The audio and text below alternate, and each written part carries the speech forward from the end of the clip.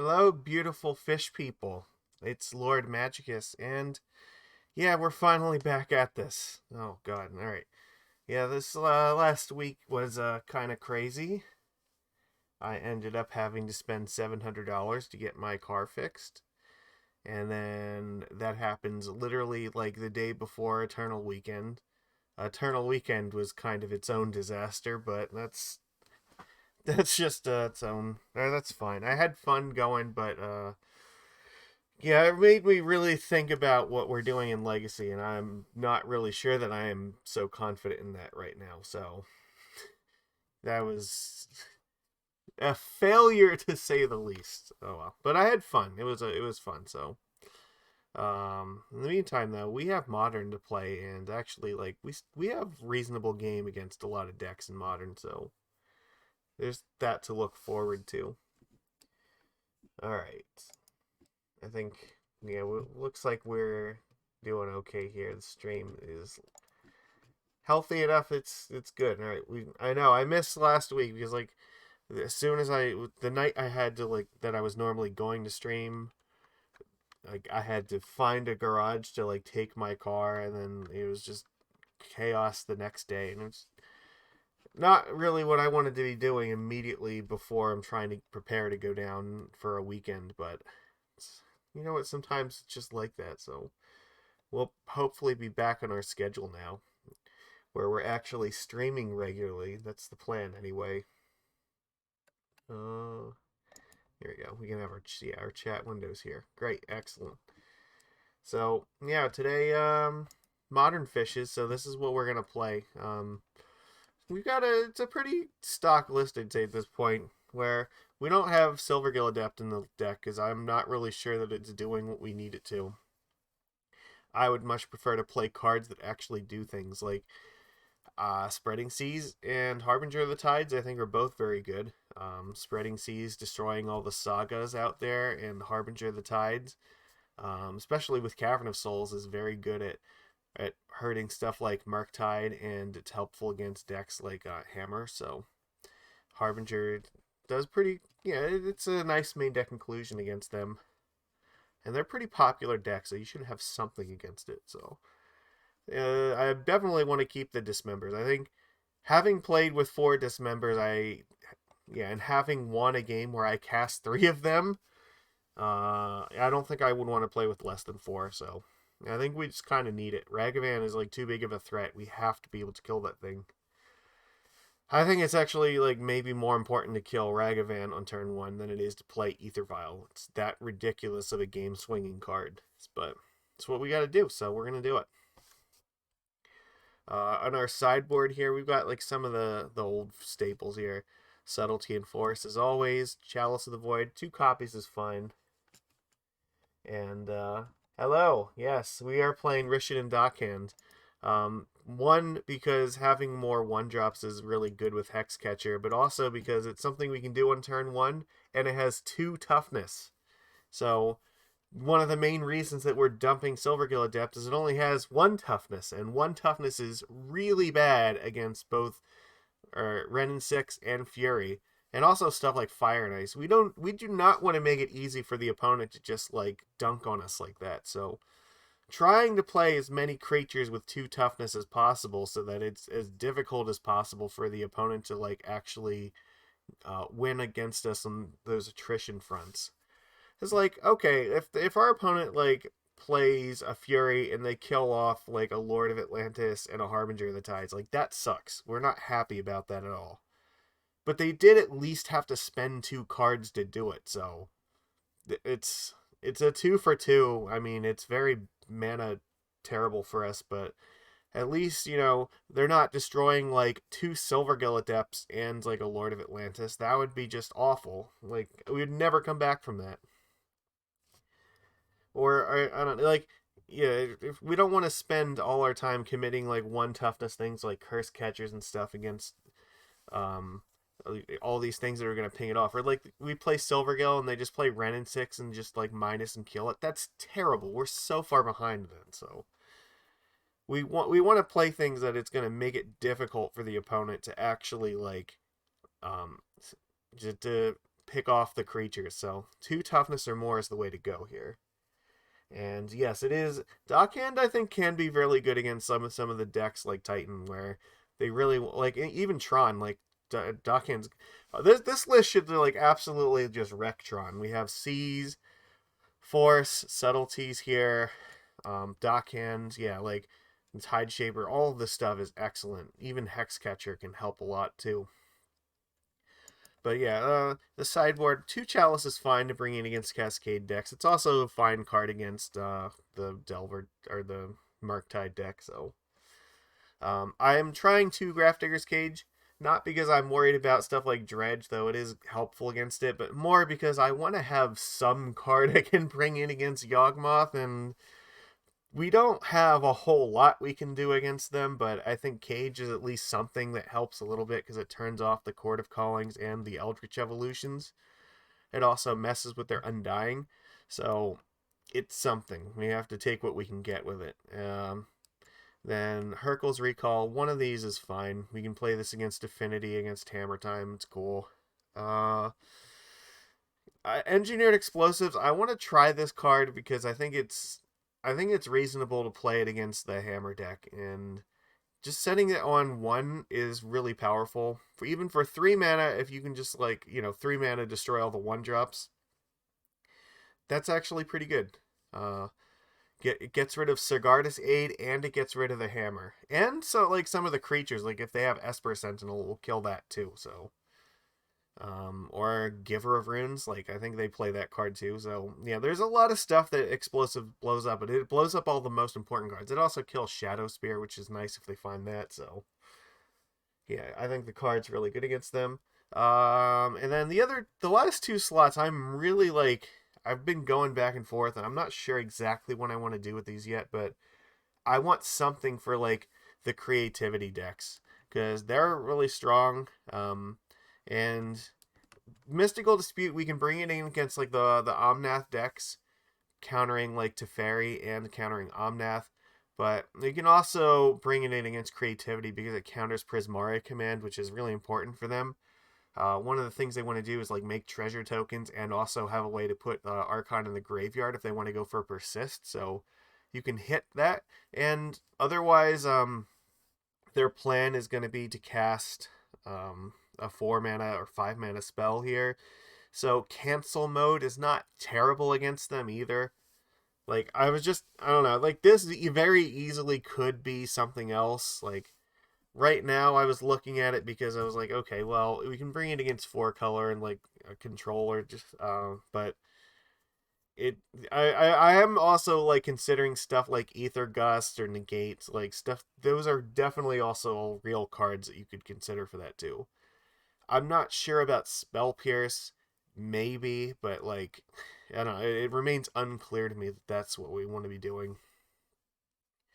So like I like that Mystical Dispute is not like a terrible card to bring in against like the Omnath decks, just because there will come a point where they're gonna like try to hard cast stuff like Fury, and you can still use cancel mode against it. So it's not perfect, but for a lot of the interaction we need it for, it is 1 mana, and by the time that we need it for some of the other stuff, we should be able to pay the 3.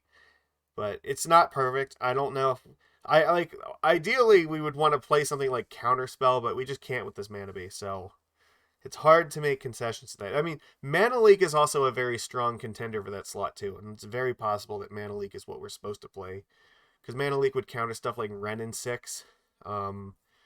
Yeah, being able to do that is great. It also counters the Persist easier. So, but it's the problem is only like, if Ren and 6 comes into play, then like both like Mana Leak and Mystical Dispute get worse over time. So I don't know. It's hard to say. Maybe it is supposed to be Mana Leak or not, but we're gonna try it like this. And if we don't like this particular counterspell, then we can always look at something else. But Dispute also can come in against the Murktide deck. Not that we need a whole lot of cards against it, but it's still really popular and it's useful against them. So there is also the Merfolk Mirror out there, because like we're something like 3% of the metagame now. This is like the highest we've been in a really long time, so it's I don't know, something's worth considering. Like it might be playable against the Merfolk Mirror. That is also one of the reasons I was looking at like cutting the 10th island for the Minamo again. Because we can use it to cast our creatures without giving the opponent islands walk in the mirror. It's a thing. I mean, it's a matter of whether you want to hedge like slightly more against Blood Moon, or if you want to have more stuff that goes against like giving your opponent islands. So it's just stuff to think about. I mean, I don't think it's a huge difference either way between like this or the island or whatever, but we just got to try it and find out. So that's what we're doing today. All right, so let's go. All right, get our modern league going here.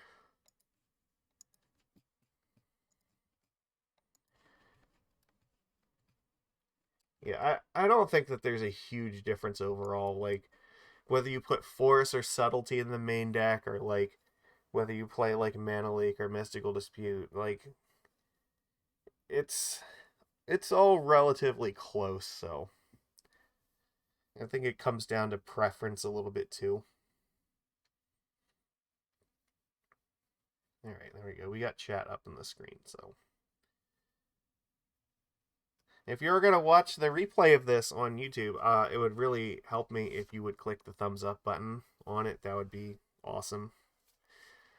I believe the last time that we streamed we tested music, but how I was asked if we could not do that because there are apparently people who like to watch this on they watch on speed up mode, so they'll play it at like 1.5 or 2 times speed, and I appreciate that. There are some stuff there's streams that I watch that on, so the music is a little bit like jarring with that, so we're gonna try it without it for the time being. I think that it was perfectly fine, but I understand that there may be a bunch of people that feel that way, and I feel it's a fair point that I didn't think about. So we'll just have to be entertained by moi.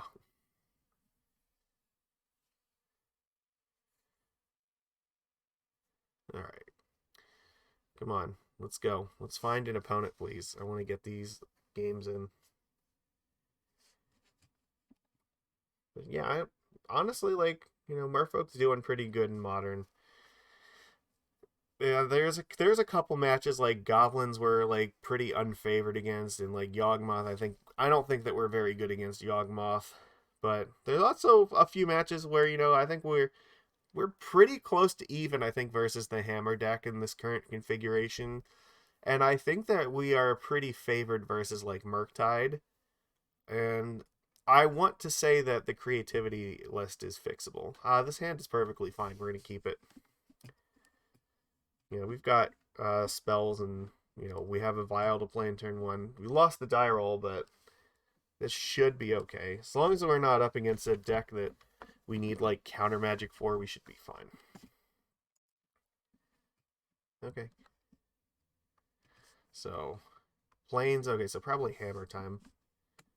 I mean, this could also be affinity, and if it's affinity, then we might be a little bit worse off. This looks like this very easily could just be hammers, though. Fuck. Alright, well. The Trickster can help slightly. I hate that we have to let them draw the card off of this. Obviously, I don't have one to pay for this, so...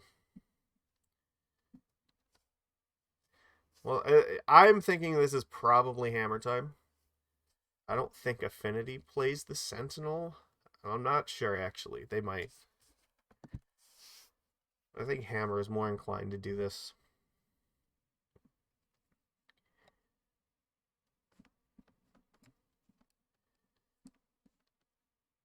We'll find out shortly, though. They'll tell us.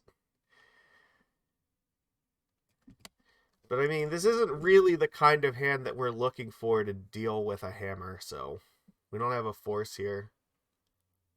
Oh god. No, this is definitely alright.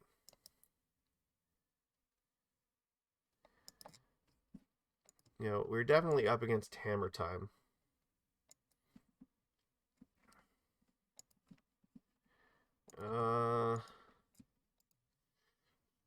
Okay.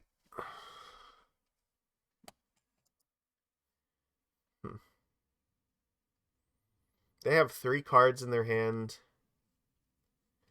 They don't have another land. But they do have Paladin here.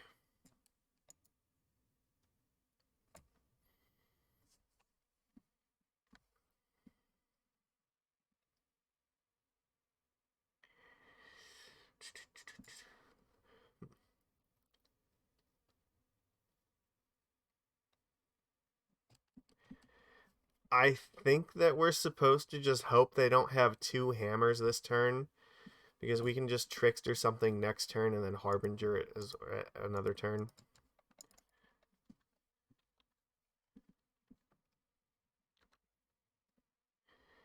Like, I think it's too early in the game to just be holding up Trickster, because like if they play a hammer and our plan is to Trickster it right now, like we don't really have the ability to like fight back through that. I think we need to just, if we take 10 off of it for 1 turn, so be it.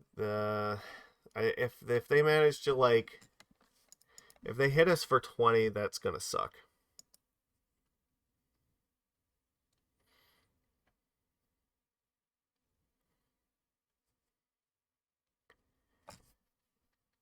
We can always block with the Lord, I guess, if they play a second hammer, but we might be in a lot of trouble then. Because if they play 2 hammers, they always have the ability to just... Okay, they're going to put it on Memnite, sure. I can't... Like, I need to just use my life total a little bit here. Yeah, that makes sense. They're going to equip it to Esper Sentinel. Fine.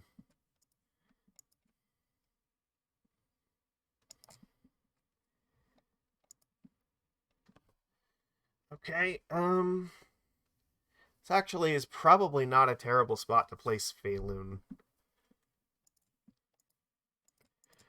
Svyelun can be indestructible. Can block this thing.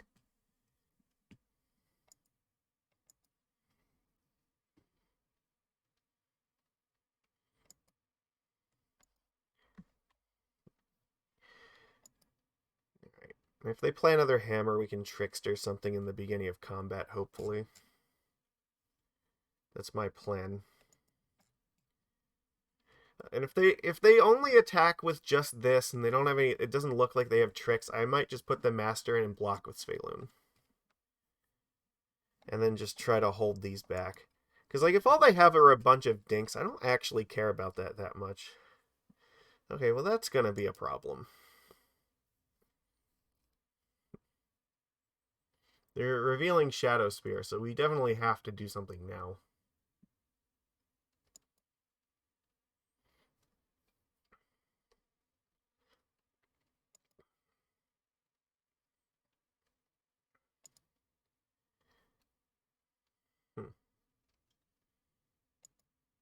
Alright, well this is not good.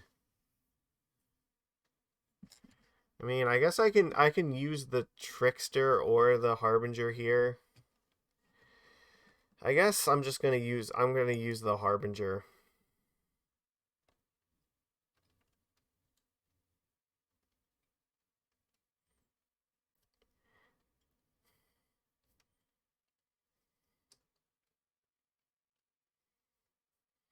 This is not a good scenario for us to be in with them having both of these here. They're going all in. Okay. I'm hoping that this doesn't, or that they don't have the the hexproof thing. They do. All right. Blacksmith skill it is. Okay. Now there's nothing I can do about that.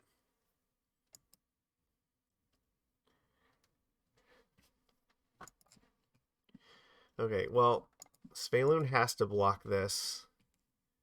I think I have to block like this, right? 13, so my creatures are not going to die here, but this will die and this will die.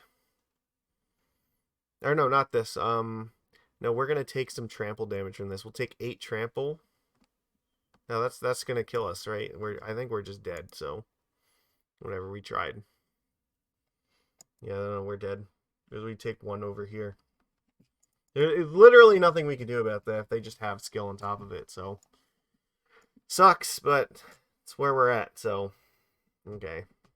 We definitely want explosives and we definitely want recall. I don't think we actually need Dockhand here. I want to keep the Spreading Seas because of Urza Saga. The Force of Negation is probably important here. Honestly, I don't really care for Svyelun that much in this matchup. Because it's usually not going to last long enough for Svyelun to make a significant impact. So we're just going to do this. Yeah, we did as much as we could.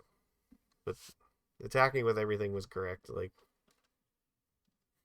they had all the cards they just needed with protection, so we did not have, like, force.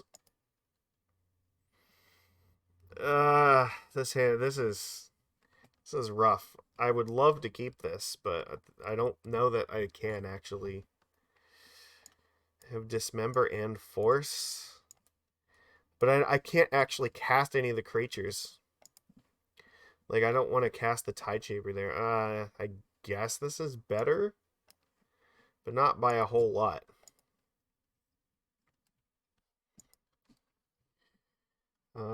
I'm gonna sandbag the Tideshaper because we might need it against Saga, so I'll probably just play Master this turn. If we draw like Engineered Explosives, this will actually be good. Oh, fuck me. Alright. Well, we're already in trouble now.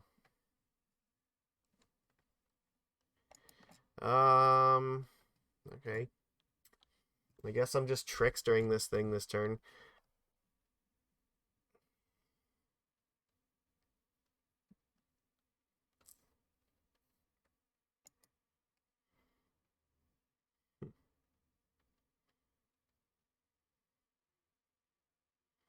We're not going to take any chances by gambling in this because they might just throw a hammer on it like at instant speed. Yeah, we're not doing that. They very easily could just have like double hammer and we would just be dead.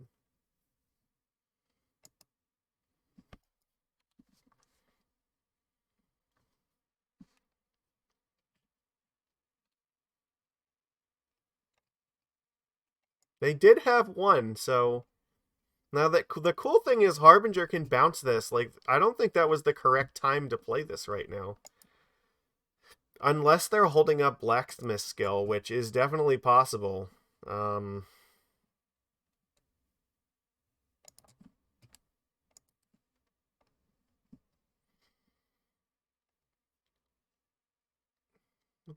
can at least block this, though, so there is that.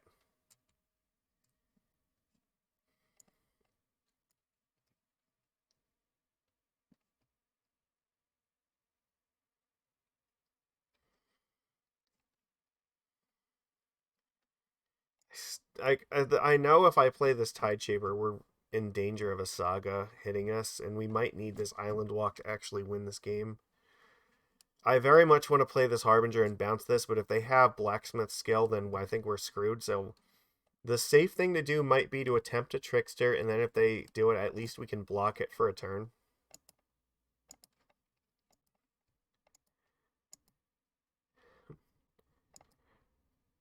Okay, I don't think they have another hammer because that would have been a great opportunity to actually play it.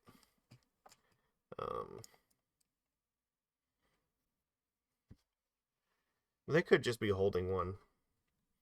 There's another, like, I really need another land so I can play this Tideshaper and, like, a Harbinger or a Lord at the same time. Look, there we go. I knew it. I have to kill that thing. Oh, God. Alright, yeah. This is bad. They are very much going to jam it on this Ornithopter.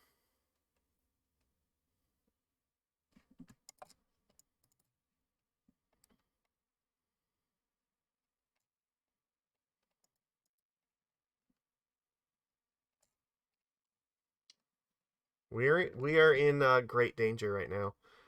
Honestly, if we could draw like engineered explosives here, that would be great. Okay, I don't. How does this help? You have 2 cards.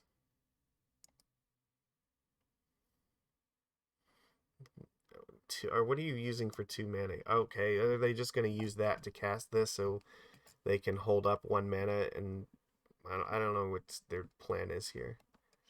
Okay. That's definitely going on the Ornithopter.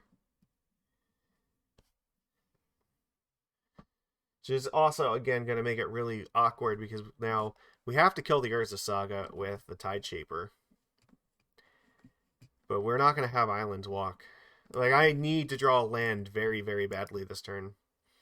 If I don't draw the land, like, we're probably just dead.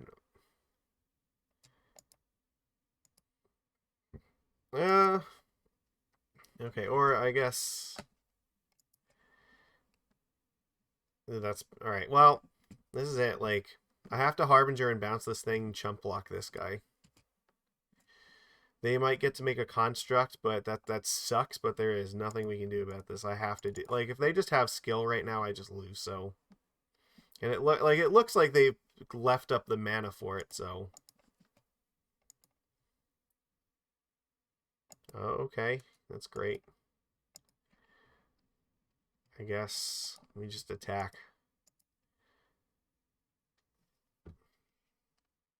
This is still bad though because we have to throw away Harbinger.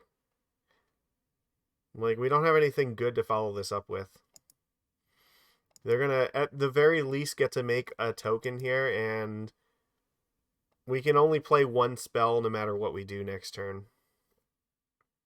Like it has to be Tide Shaper to kill this because they're just gonna get Shadow Spirit and we're dead to that.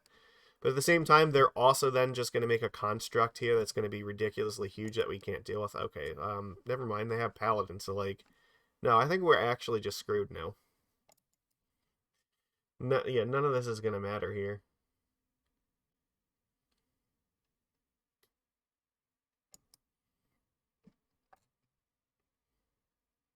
I get Shadow Spirit. Yeah, I think that we're dead here. Yeah, we are. Their hands were absolutely insane. We do not have our counterplay to it, unfortunately. That's one of the reasons, though, I want like sideboard cards against this. Like, if we have engineered explosives, like it's really good against them. So that's excuse me. That's why I'm playing 2 of them. But if we don't draw the cards, then it doesn't really help us. So I don't know. It's rough. So sometimes like they don't really have like that. They only have like 1 hammer to like attempt with, and like then there's other times where they just have it like everything like that, where they're just going every single turn. They're just like dropping another one. So I don't know. It's not easy. We definitely have counterplay to it, but like it's also very very draw dependent. So we are on the draw again, but this is a hand that we can keep probably, so we have to. We will lead off with the Oboro, and they're on a mulligan, so if they're on like a Ragavan hand, then hopefully Dismember will be good. And looks like that might be the case here. Oh, look at me. I'm Ragavan. Island. I think... Alright, so... I think we have to Dismember this right now. Yes, I don't... Yeah, I think that stuff like Spell Pierce is more of a concern than Force of Negation. Okay. Iteration, like... They played a land for the turn, so effectively, like, unless they find a bauble, this is only drawing them 1 card. Which means they're... Okay, well, they found the bauble because, you know, our opponents are just amazing at Magic. What are you going to do? That's just life. We need to hold this Harbinger for as long as possible, because this is, like, our best card in this matchup. That's pretty good. We will play our... Cavern here. Play Lord of Atlantis. So we can't play the Harbinger yet. We have to sandbag that. And then next turn we have the option of playing either Dockhand plus Lord, or we could play Svyelun. Either way is fine, probably. Sure. I mean, well, not sure, but, like, we don't have a choice, so. Ragavan with Dash. Okay, well, it's not a great use of their turn, because they're not really going to be able to do anything with the card, so. They get a treasure token, which kind of sucks. They revealed Island, so, I mean, we are going to probably want that 4th island at some point so we can use it with Harbinger, but we don't need it right now.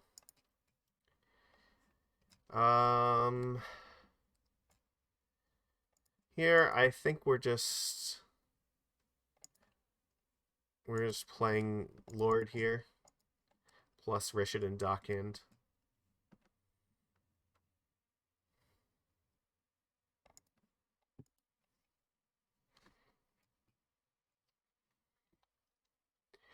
So that way, like, even if they have one removal spell, we can still block Ragavan.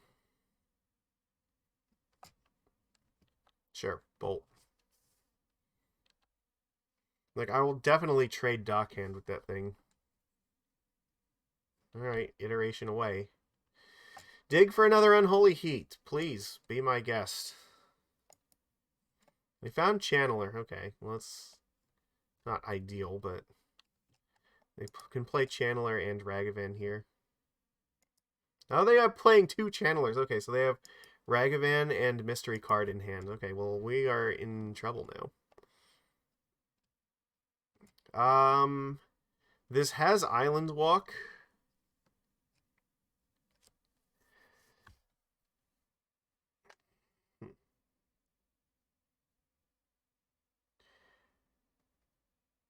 They have to attack, so there is that.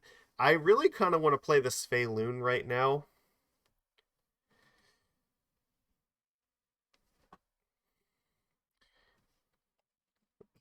Alright, if I play Svyelun, I pretty much have to attack with the Dockhand, I think. We're going to take 6. That's not going to be great.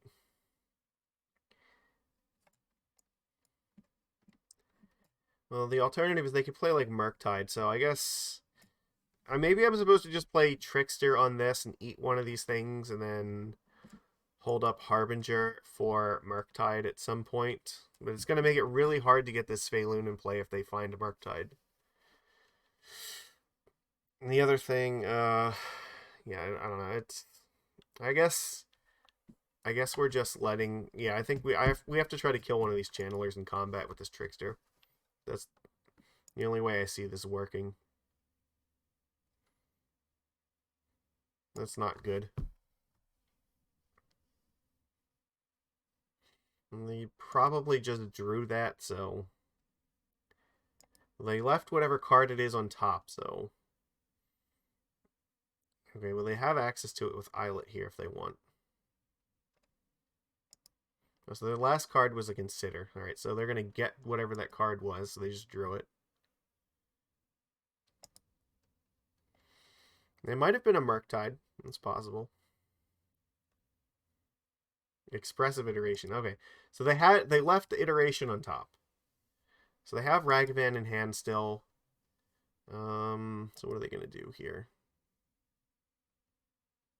So they get rid of a Scalding Tarn, and they're exiling, presumably, a land if they can find one. Island. Okay, so they have Ragavan left here. Plus whatever their mystery card is. So I assume Ragavan's coming out.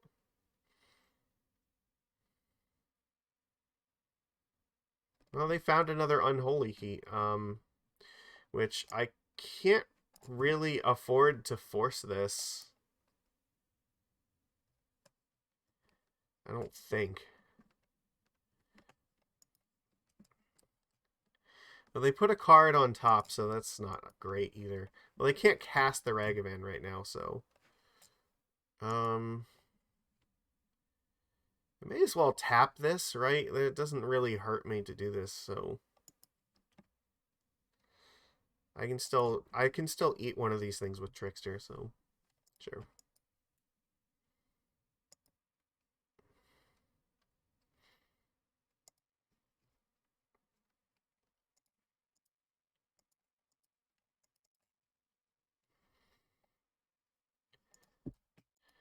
So whatever card is on top, I think they left it there on purpose, so they like it. So it's very possible they found Murktide. We will be seeing that soon.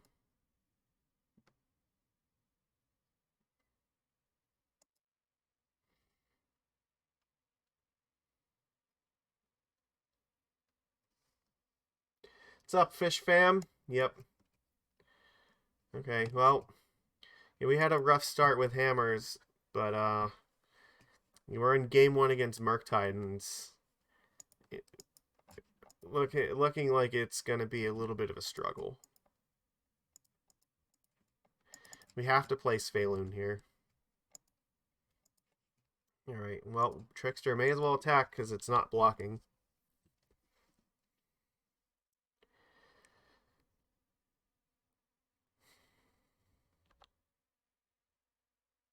And I think if they play another iteration, I have to force it. Or, like, probably a removal spell, to be honest. No, let's not do that. I don't want to let them surveil with knowing what islet's here. Oh, they have a fucking Spell Pierce here, too. Fuck me. Their hand is, like, literally just, like, that one card plus Ragavan. It had to be that one. Just naturally off the top this turn. Fuck. Oh no. Okay. Well, I think we're just fucked. Like, we can't... This is too much. We're not defeating this now. They're empty-handed, but, like... Okay, they're not getting any cards with this, at least. Alright. So they have Ragavan. Like, they can throw this away for a card. I guess we just need them to top deck lands here. I can bounce this thing with the Harbinger, I guess. Sadly, like, I think we're at the point where we may need to do that.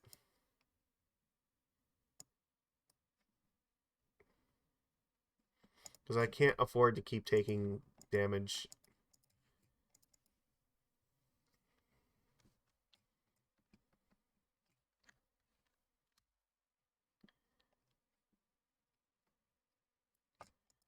Yeah, okay.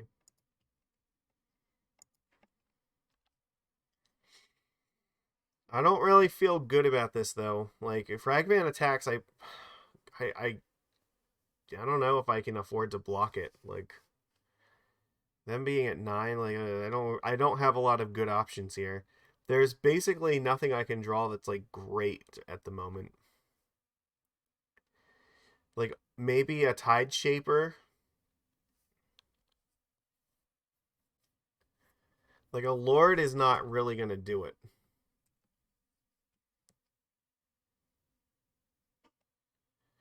Even drawing a Harbinger is not actually that good.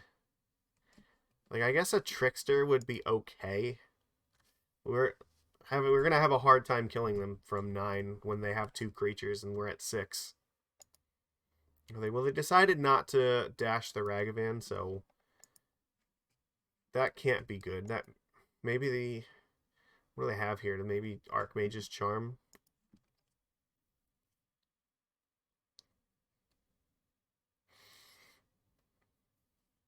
This feels like they have to have removal in their hand here.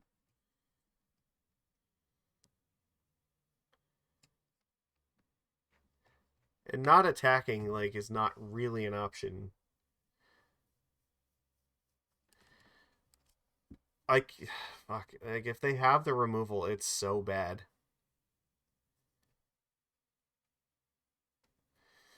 Let's think about this. Like, if I do nothing, like, if it's like a lightning bolt, I'm just screwed. So there's 3 unholy heats in the graveyard and 1 lightning bolt. So they have probably like one or 2 more bolts and 1 more unholy heat. So they didn't play the Ragavan. I assume that maybe they have like Archmage's Charm where they're just going to try to draw 2 cards. Because I can't think of any other play that they would pass with 3. So, like, if they just had a removal spell, then I think they would have actually played the Ragavan. So I think that they're planning on trying to cast Archmage's Charm to draw some cards here.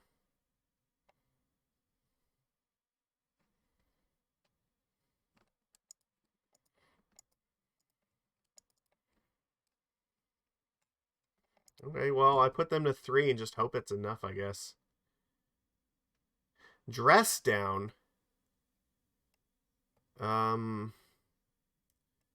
Okay, so they're only gonna... That's not gonna kill them. Okay, so wait, why didn't they play Ragavan if it was just dress down? Like... Okay, like, this is still not great. Why would you not cast that before? Or did you just draw that off of the... No, they didn't. Why wouldn't you cast that before? I don't understand. This doesn't make sense. If they have a bolt, yes, I'm dead anyway. I guess, the concern... Well... Yeah, you're right. If they have bolt, I'm dead. It's like, I guess the 4th Unholy Heat's the only thing we had to worry about here. But the fact that they didn't block here was probably good for us. Okay. I don't think I'm supposed to block this. I'm pretty sure I'm supposed to just take the damage and go to 1, because I don't think there's anything they can do to me at 1 life.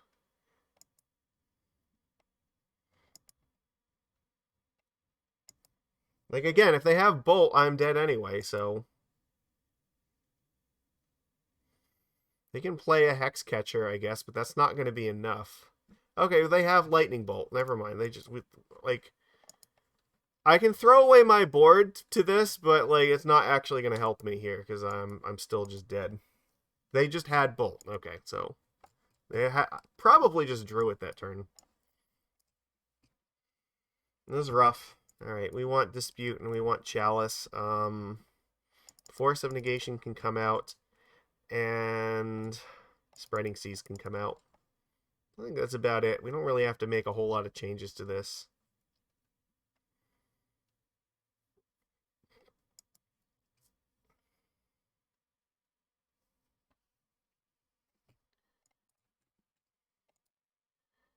Okay, this hand's actually pretty good. We're gonna keep it. Explosives, maybe. Like, I don't know that it's that necessary for this. Like, it also depends on, like, how many Ledger Shredders they have, which can vary.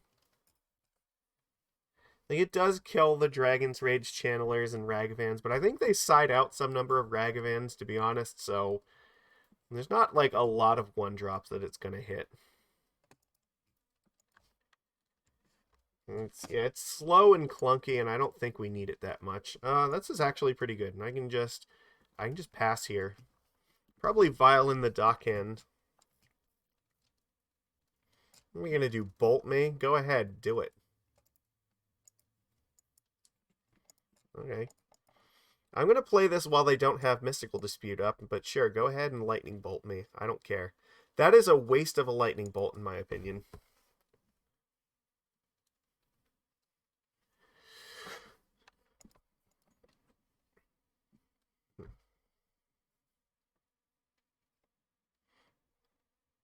There is Ledger Shredder.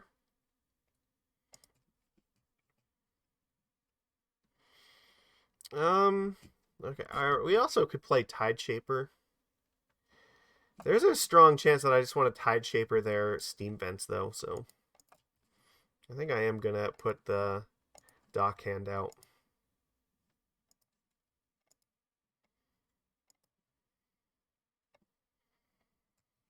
I think I attack here, and if they block with the Ledger Shredder, I just flash into Hexcatcher and Vial in the Lord.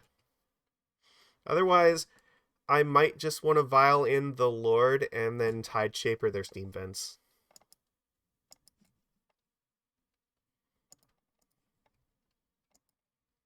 Like, there's no way that they're blocking this. They can't. There's like, you can't possibly consider this.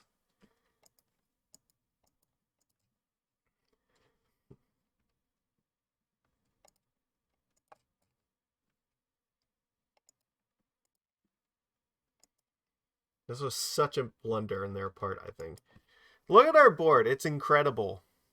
Like, I don't know how they're getting out of this. Even Fury would not be that good right now.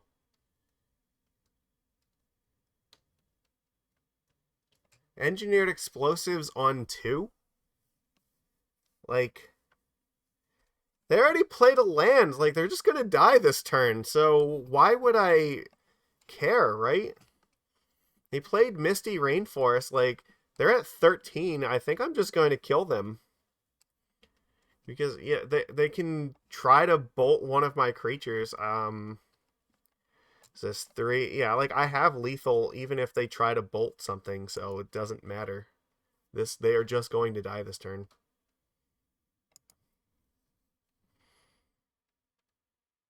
Sure. Okay. I have Island Walk, you know, so you're not living through this turn. You are actually just dead on board right now.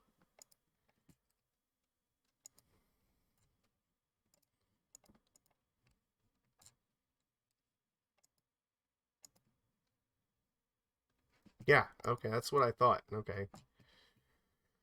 Yeah, I don't really think we need to do anything else here. We just run this back.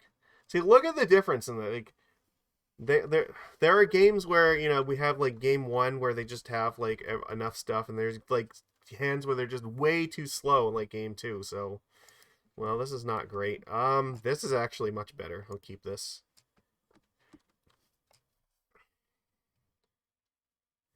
I think that I'm supposed to put, I think I put Oboro on the bottom.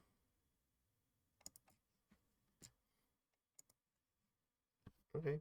Because, like, if we just jam Chalice in 1 and then have, like, Mystical Dispute, that's probably good enough. Any creature they play here is just going to get dismembered, so.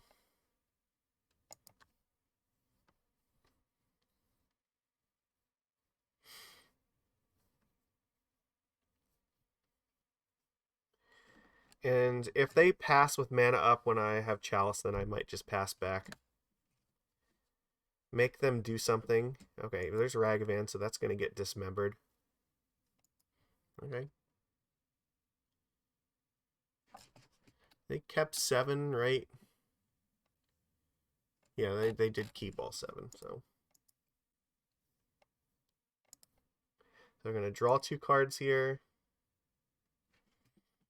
I mean, as sad as it is, I would love to play this Tideshaper before this Chalice, but right now I have to dismember this. This is far more important.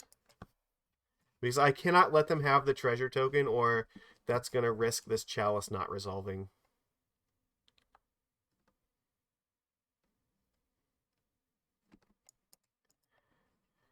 Now, the good news is that if they pass the turn to us and don't do anything, I can play the Tideshaper and hold up Dispute. Okay, if they play Ledger Shredder here, I'm just jamming Chalice 100%.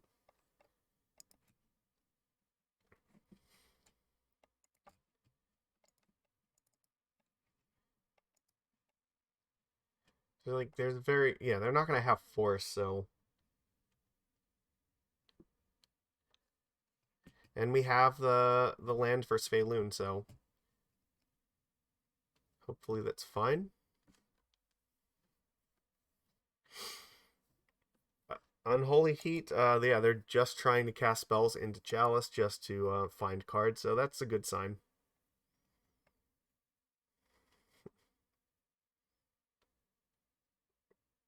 Wow, that's desperation.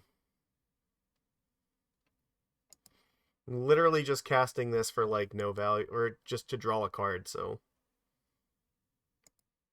I hope it was everything you ever dreamed. Well, they're tapped out, so we can pretty safely cast this Svyelun here. And they likely will not be able to remove it. The only bad thing we have to worry about right now is actually potentially Murktide, so it might be worth just playing the Master this turn just to see if they found Murktide. And then if they don't play Murktide, then next turn we can, yeah, we'll play the Svyelun. We'll leave ourselves up dispute here because there's a very good chance they won't actually play around it. If they have Murktide, they'll just jam. Okay, sure. But I mean, whatever they do here this turn is going to give us a great indication. All right, so I don't think they have Murk. Okay, well that's even better. Okay. Attack with Master.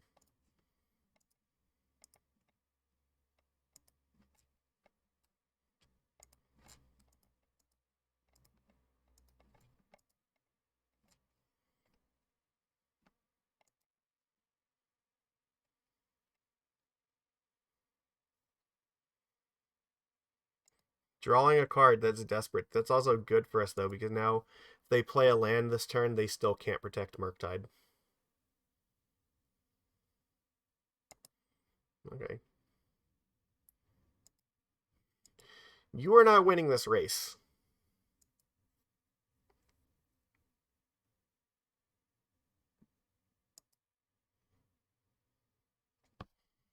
Let's attack. We might draw Mutavault, so we don't want to play a land just yet. But we can also now just play this Tide Shaper.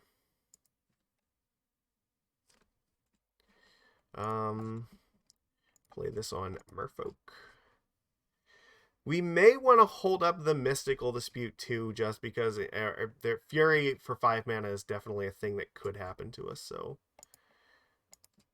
let's cast this with Kicker.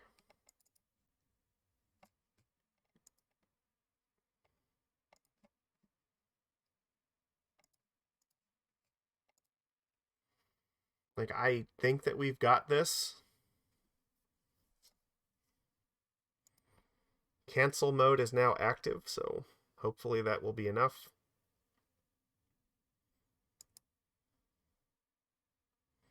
Their hand might just be full of 1-drops. Okay, so if they're casting stuff for 5 mana, this looks like maybe Fury.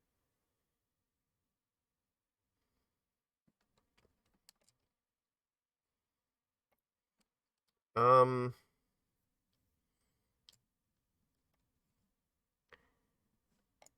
think I have to try to counter this.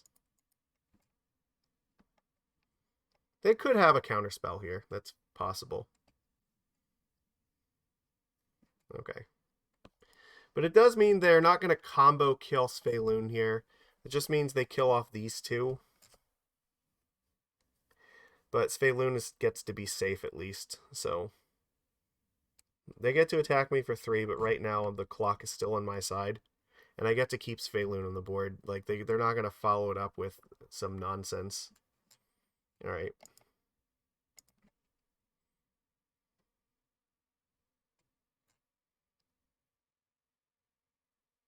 Alright, Svyelun, if you could draw us a good card here, that would be appreciated.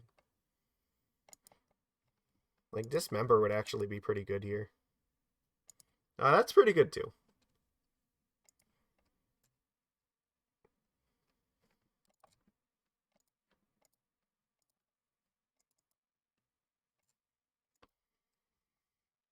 Okay.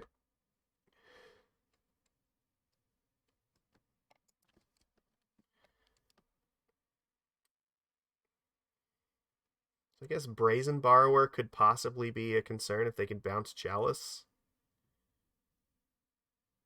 Because then they might be able to unload their hand or whatever.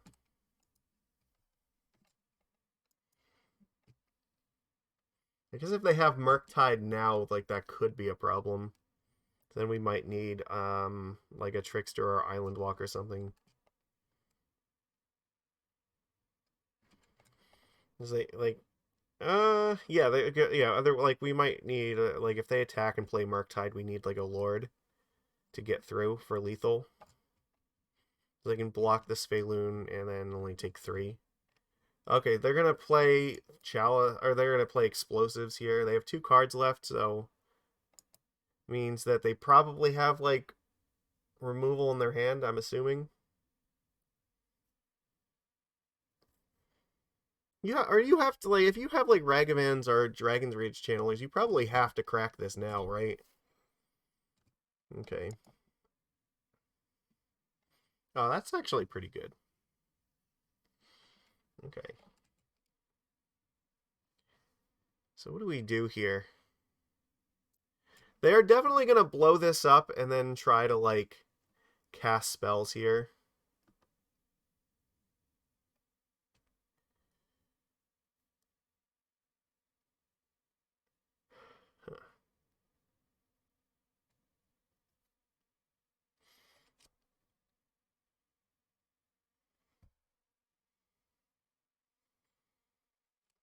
I don't think I'm supposed to use it yet. I'm pretty sure I am just supposed to animate an attack.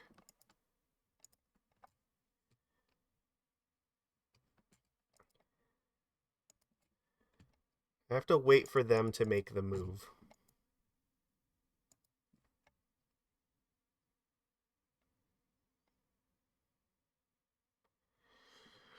Okay, so right here, they're going to blow everything up. So they have 2 cards in their hand, so I think right here is where I'm supposed to well, okay, if they have Lightning Bolt in their hand, I could actually die to that if I dismember this thing. But the problem is, like, if I don't dismember this, what's going to happen? There's 1 bolt in the graveyard. They haven't really been able to do a whole lot yet. They might have, like, Unholy Heat. So this puts me to 3, so I'm dead to them having Bolt in hand. Otherwise, if they cast 2 spells here, they could block Svyelun, potentially kill it if they have, like, removal spell plus.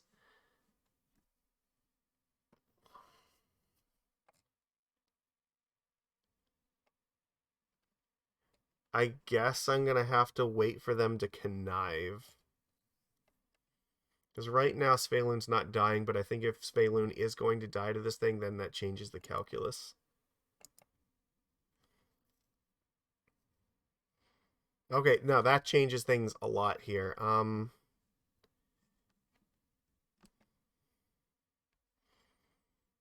Okay, so what happens here if they have, like, 2 bolts? Does it matter?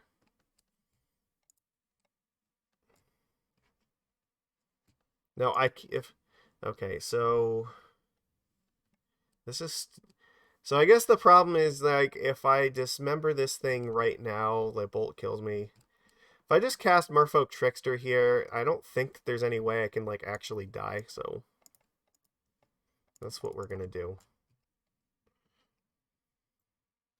Yeah, okay, we got it.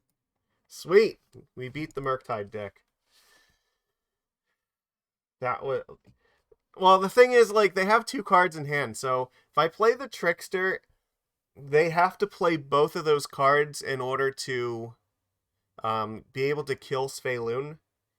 And if they play the second one to connive, then I can always dismember it, and then at that point I will know what their last card is. So, but I mean, playing the Trickster forces them to have to do something, or they're just dead right now. And I think that, like, and then the worst case scenario, if they, like, have 2 Unholy Heats and they just kill, like, 2 of my creatures, I'm still not actually dying on their turn. So I think it was pretty safe to play Trickster and just force it. Alright, we are on the draw again. This hand is okay. I think we're going to keep it.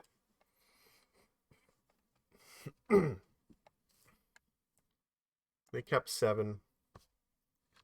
Alright, is this going to be a Vial or Dismember turn 1? Bloodstained Mire. Okay, that looks like we're playing Vial in turn 1 here. This might be the... Well, yeah, this is either, like, Scam or... I guess it's possible this is Creativity, so... Either way, we have to play the Vial.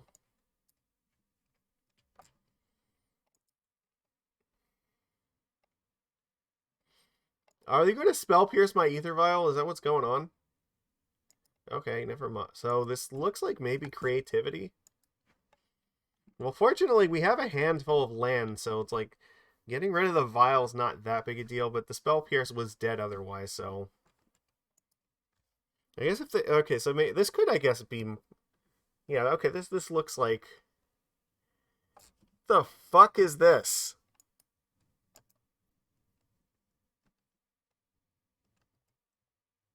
Okay.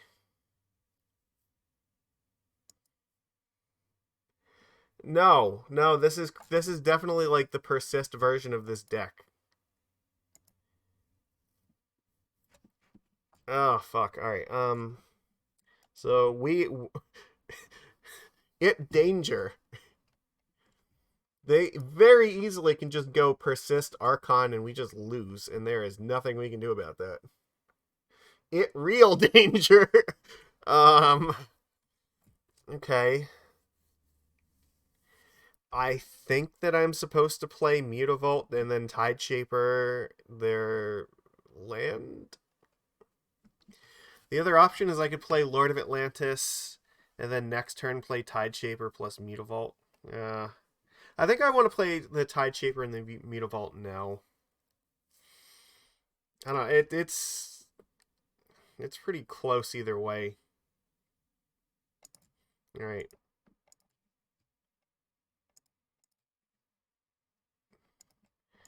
Let's take away their white mana here. God. I don't feel good about this. Fable, yeah, Fable is bad for us too. Yikes! Yeah, that thing makes a treasure token.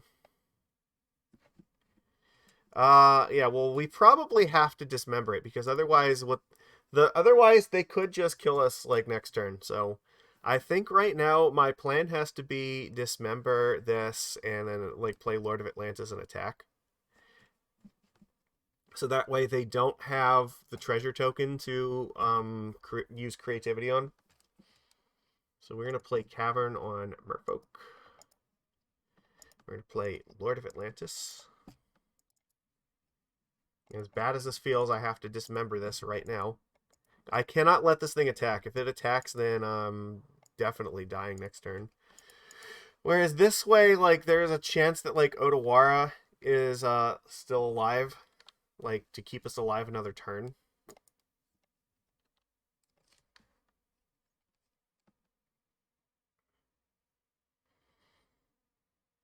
Well, they can't get the dwarf thing yet because this is an island, so. Oh god, they have persist, don't they? I think we're just it feels like we're dying here. I think I have to, well, maybe not yet. Okay, because we can still bounce this thing with Otawara.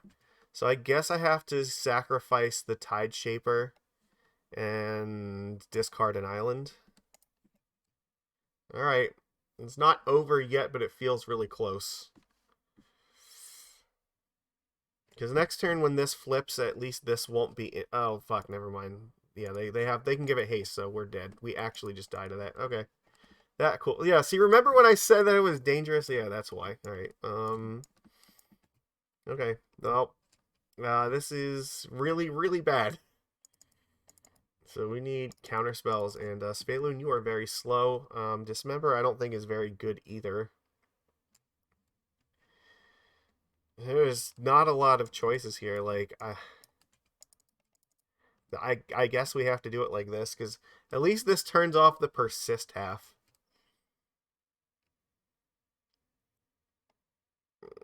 I don't think that subtlety is, well, is spreading seas better, like better or worse than subtlety? That's interesting.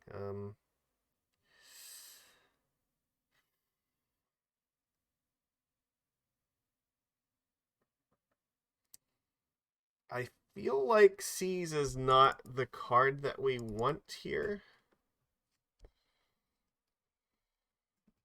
But I mean, like, you know, it's all rough. All right, I'm gonna.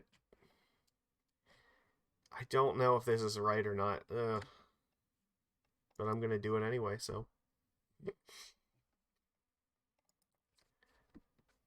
I guess we have to keep it and just hope.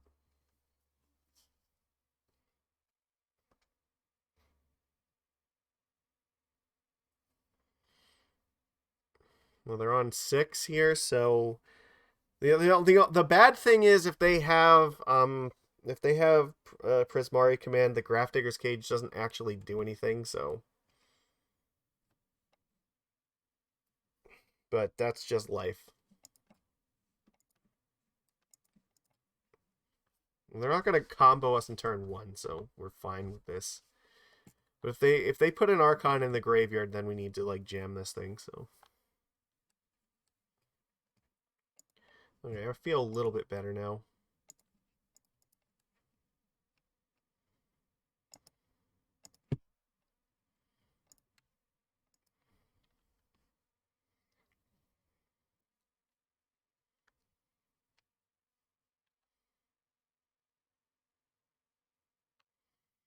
Okay. So this is the Naya one. Mountain, forest, and plains. So definitely the threat could be fuck, what's it called? Well, it concerns me that they're not doing anything here. Okay, they're waiting till my turn. That's interesting.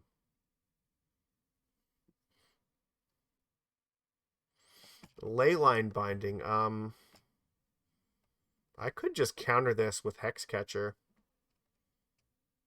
It seems like probably the play here. They probably should have did this while I was tapped out. Guess I just throw. I don't think I'm supposed to throw away Hexcatcher. I think I'm supposed to throw away the Tide Shaper. I could put them to like. The other problem is though, like if I don't have any other interaction, so it's. But I feel like I need to keep the Hexcatcher.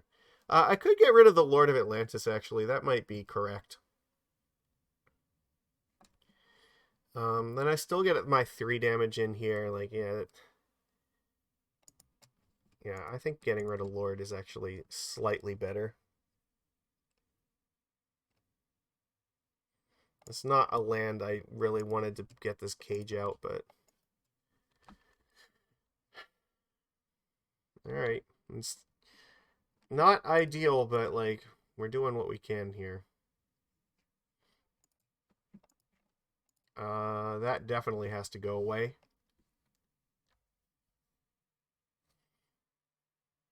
They don't have another land. We were just, like, in such good shape.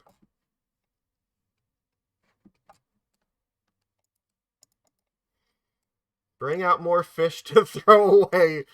Alright. They kept a greedy 2-land hand, and they thought that, like, Renin 6 was going to carry them to victory. Well, I'm sorry to tell you that that's not how this is going to play out. I'm going to make it hard. Alright. Now this sucks, because now they can get rid of the Hexcatcher. Alright. Hopefully they don't have another Renin 6. That's the best we can hope for. Oh, fuck. Bolt. Alright. Well, if they don't have another Renin 6, like, we still might be in good shape, so.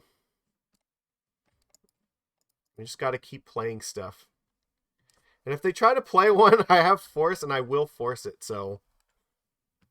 They might just have a bunch of removal that they can just keep stalling the game with. Okay, let's. Gotta be good for us, right?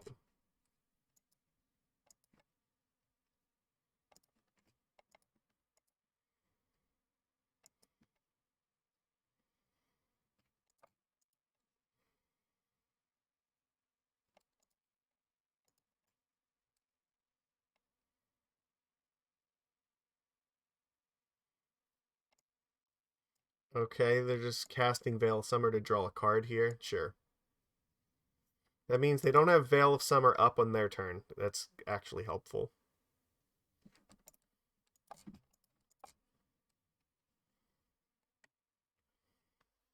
So it does look like Subtlety might be the way to go with this.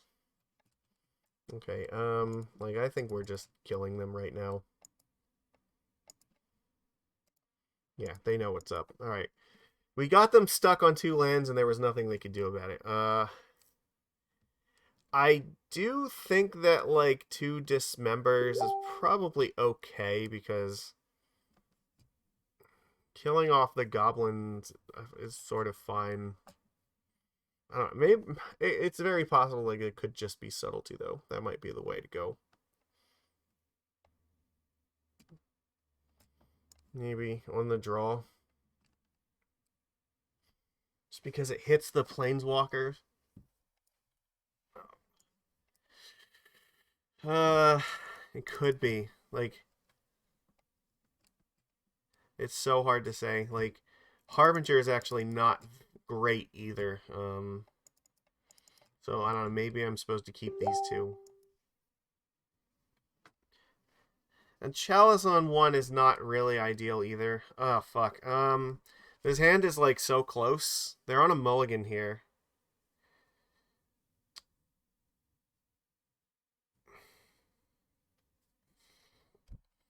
I can't.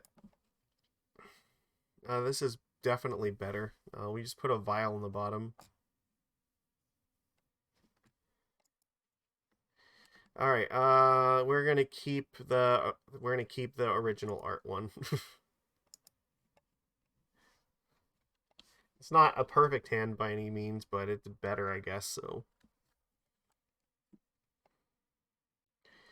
Okay. I think that there's a very high chance that I want to be attacking with this Mutavault, so I'm going to play that first. I think they could try to spell pierce this vial. No. I don't know if they actually have pierces or not. I want to say that maybe it's just Veil of Summer that we have to be worried about, or Mystical Dispute. If they just play Wrenn and 6, I will 1000% just force that shit. They're going to Leyline Binding my Vial. Okay, that's fine. I'm not that concerned by this. Oh, beautiful.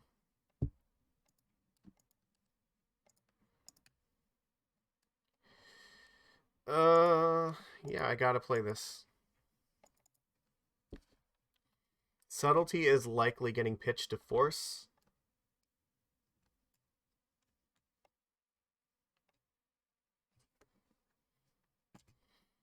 Okay, I don't think they have Wrenn in 6 because they would have used it here if they did. This looks to me like maybe Fable. And if it's Fable, I probably have to force it, so. Prismari command, they're going to deal 2 damage and destroy my vial. Oh, God.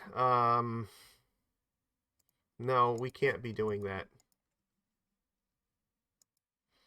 That hurts a little bit too much.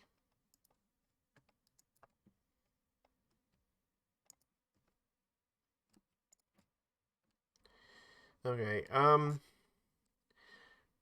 not attacking with... Or, yeah, I guess I have to use the Dockhand this turn, so... Mutavault can attack, and then I can just Dockhand and tap one of their lands.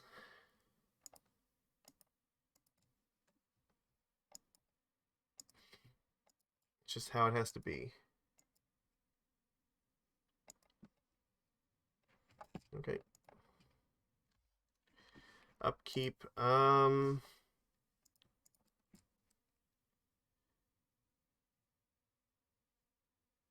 think...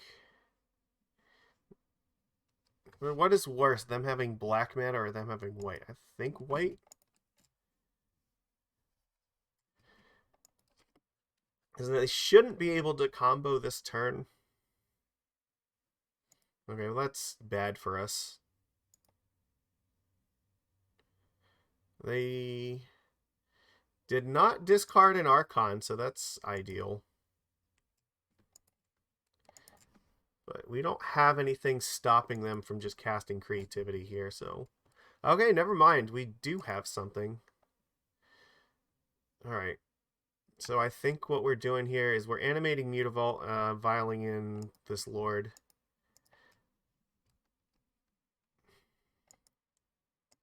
So if they try to get a dwarf token to go off with, then we can kill that.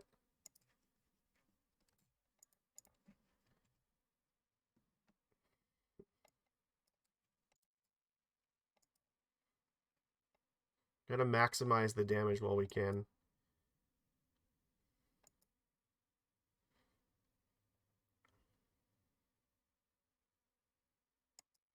You're getting a Dwarven Mine here. Okay, so oh fuck. I didn't hold priority on this, so I guess we just need them to go for it on this. That's fine. If they only have creativity here, then we actually might be okay. But if they have like land plus creativity, then we could be in much danger.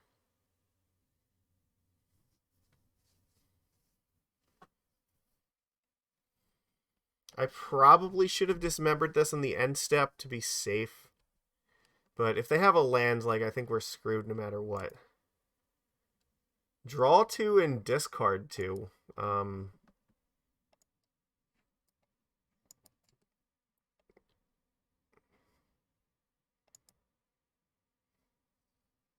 Okay.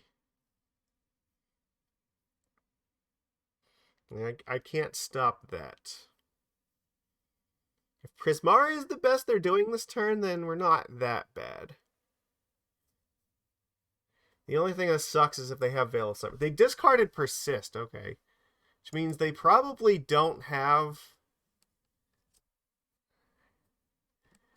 Okay, that's interesting. So they do have Veil of Summer still up here. So we do have to be aware of that.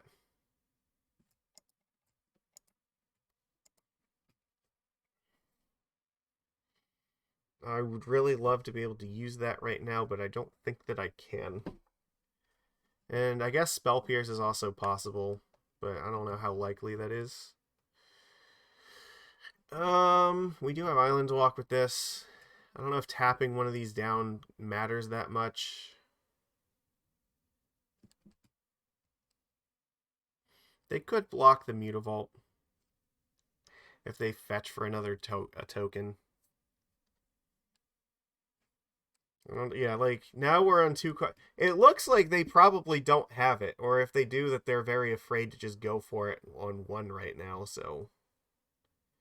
He discarded the Persist, so... I think that I am supposed to play the Otawara, though.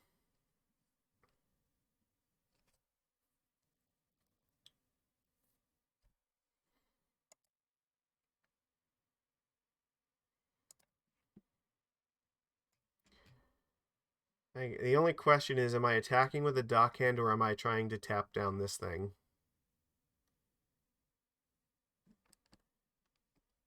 I think that I'm supposed to tap the Garden.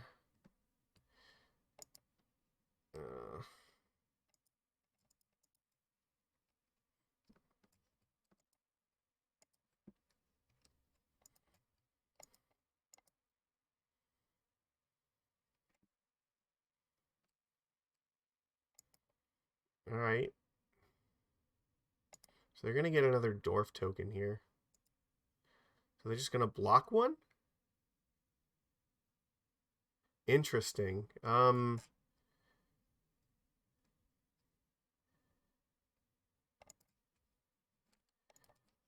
think I'm supposed to just try to kill this thing.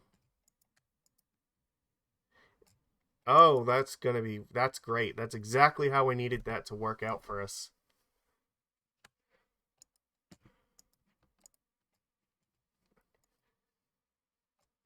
Okay. So they don't have anything in play to, like, go off with here. Well, there's Fable. That's not great.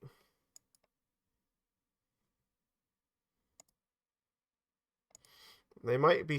Well, I don't think they have Archons in hand, because they would have discarded them and not the Persist, so...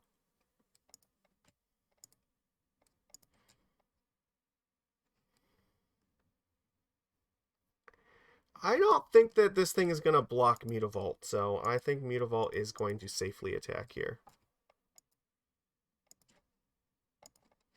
And this thing has Island Walk, so I may as well attack with it. If this blocks, then that's still probably fine. I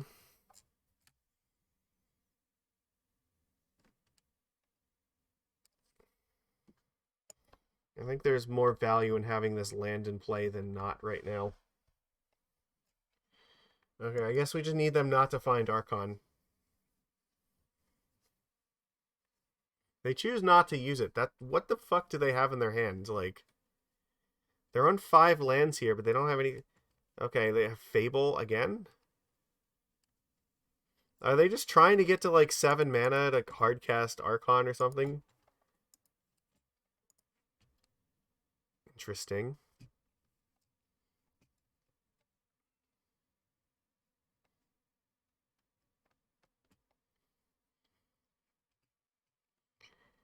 I think this turn...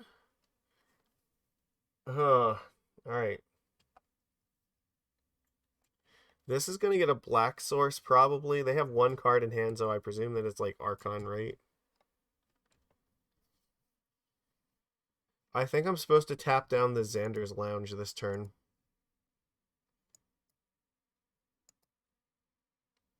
And just hope that's enough.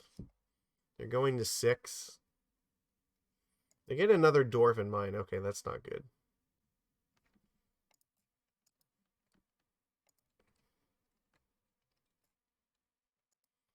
Unless they're just sandbagging a creativity, which I guess is possible.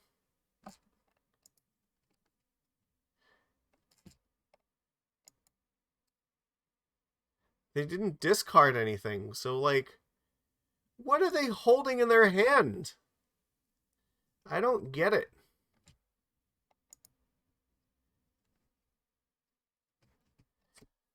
I don't understand. What could they possibly be holding on to right now?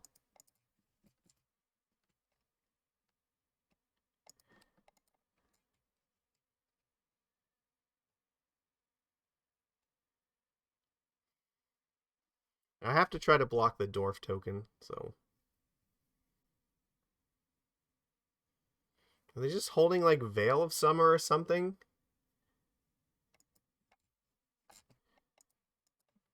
I don't get it.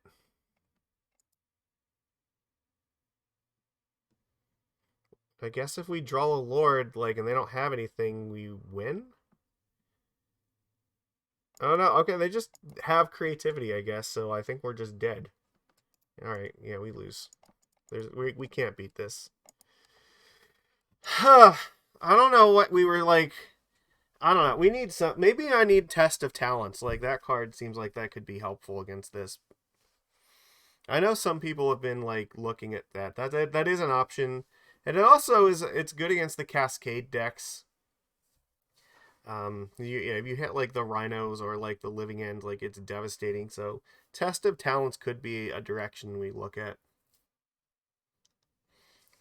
Yeah, like, being able to, like, exile, like, a bunch of the important cards from their deck is helpful. Like, if you get rid...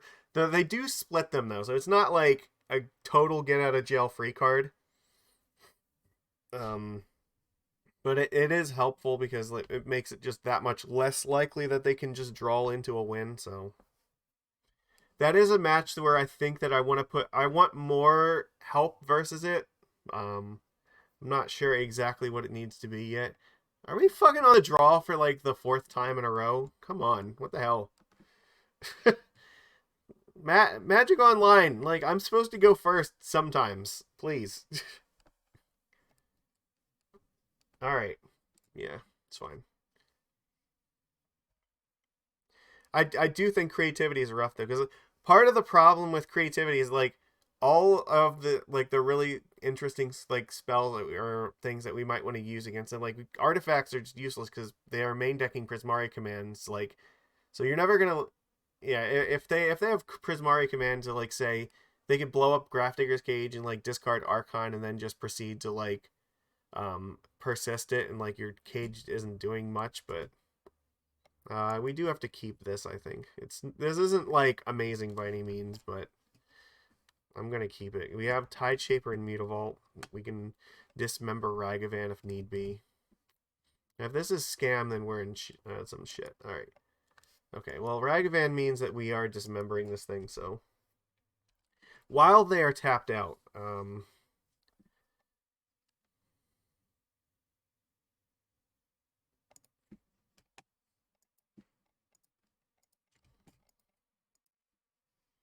this could be Jund, I guess. It's possible. But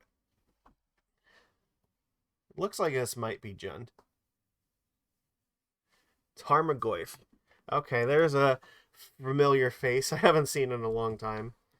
Not, like, super thrilled about this hand versus Jund, to be honest. I guess... I think I'm supposed to play the Tide Shaper and hit this Black Cleave. And I probably need to play the Mutavault in case I need to attack a Planeswalker at some point in the near future, so... Let's keep them off of, like, Liliana, or if... I don't even know if they actually play it at this point, but, like, Jund players play, like, whatever they feel like at this point, so who knows. I feel like they probably are playing it, so... And just turning off their removal seems good, so...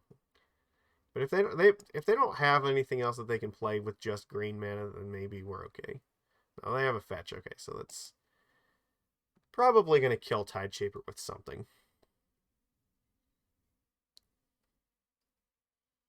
Okay, so maybe Fatal Push here. Yep, okay. Go ahead. Interesting. So they might have another one.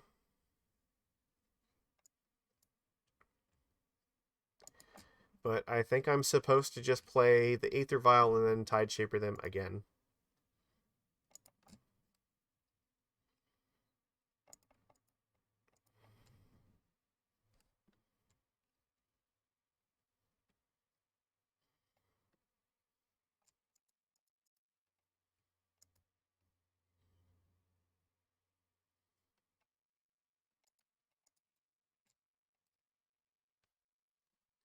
I don't relish the idea of having to pitch like Master to a Force if they play a Planeswalker, but if that's the case, then so be it.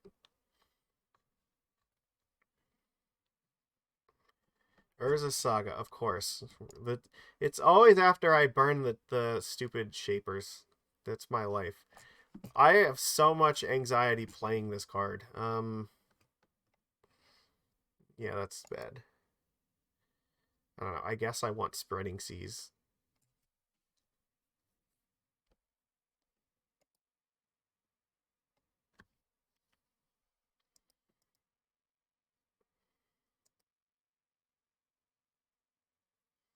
We need to keep the Force in case they have like Ren and 6, I guess, so...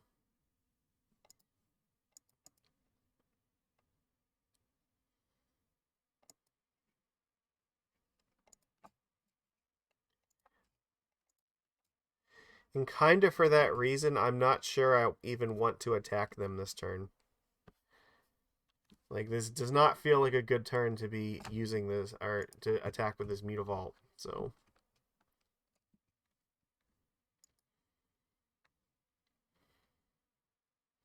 We just have a bunch of lands here. Like, yeah, see, look. Now we can actually just hardcast this bad boy. I'm not gonna let this happen.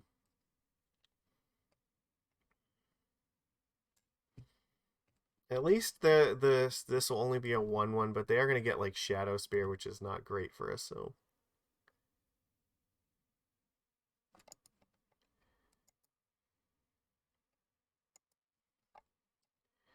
Harbinger's a pretty good draw, not gonna lie.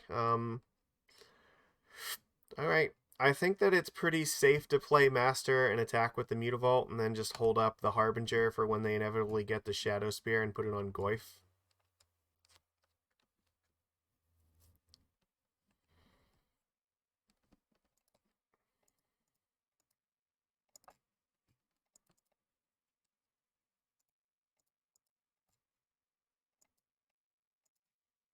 Alright, well, if their last card is just not good, then we might have a good shot at coming back here.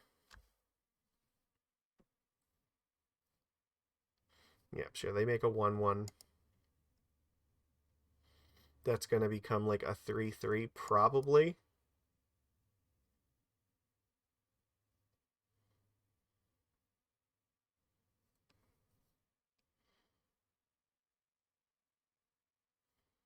They got to think about how they tap this though. Did they just not make a construct here? No, they did not. Okay, so why? What are you like worried about? They didn't even equip the Shadow Spear. Okay, now I'm concerned.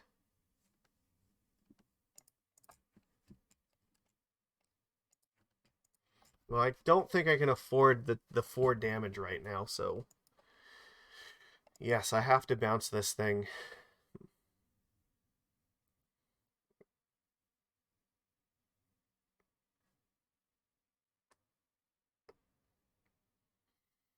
I mean, I'm not happy about that.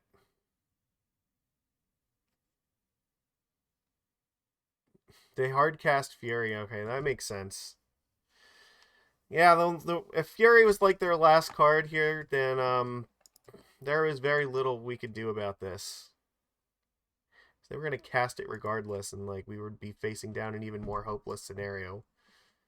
Whereas like this is pretty bad because they can just, I think like the smart thing to do is probably put Shadow Spear in the construct and then attack. We can bounce something with Otawara, but this is gonna deal us like 6 damage, and like we still don't like the best case scenario is like, okay, we bounce the Fury and take 3 from this and go to 5, and like they recast it and we still don't actually have a way through to win this. Having just drawn an island, I don't think that there's any realistic way that we can like win this game. But all right, well, I mean, we'll play our one more turn, but like we are at the less than 1% mark here, so my god, everything is just like really brutal today. It's not really where we want to be. Yeah, they equip that there. I mean, sure. Because they can also just play Tarmogoyf, like, what? What the fuck are you doing? You have 2 cards here. Are they just scrolling around? So I think I'm supposed to animate Mutavault and block this thing and then bounce this, and it doesn't feel good, but like I have to bounce the Fury. I don't really like the idea of having to trade Mutavault with this, but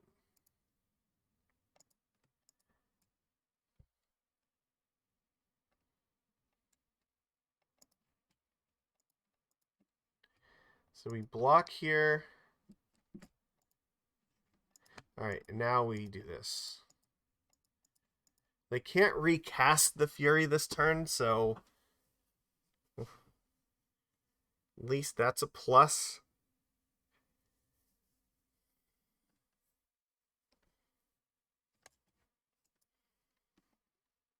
They should have just played Tarmogoyf and yeah, and equipped the spear. Like, I don't know why they're dicking around.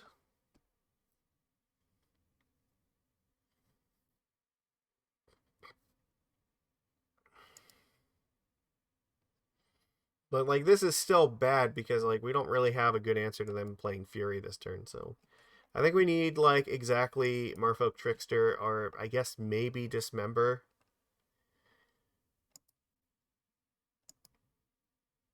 That's not gonna do it. All right, we die.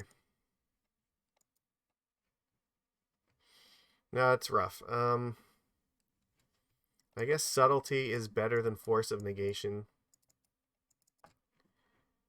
Do I want anything else? Like, not really. I don't think like Rishadan Dockhand is very good against them either. Yeah, I think the only thing that sucks is like Alright, we have to go over this now. In the past, Force of Negation, I would have told you, is just like straight, complete garbage against Jund. Because, most of their planes, like, they used to just play stuff like Liliana the Veil, like, which is bad. But we can still, like, deal with it. Problem is, we don't have enough time to amass a board presence before they play Ren and 6 and just, like, take over the game with it. So, I don't know that delaying it by one turn with Subtlety is really the way to go here. It's... I really, really hate the idea of Force of Negation, but specifically because of Ren and 6 and Urza Saga being in this deck, I think we actually might need to have Force for this, because it's... If they land Ren and 6, we are just fucked. We cannot, like, actually defeat that.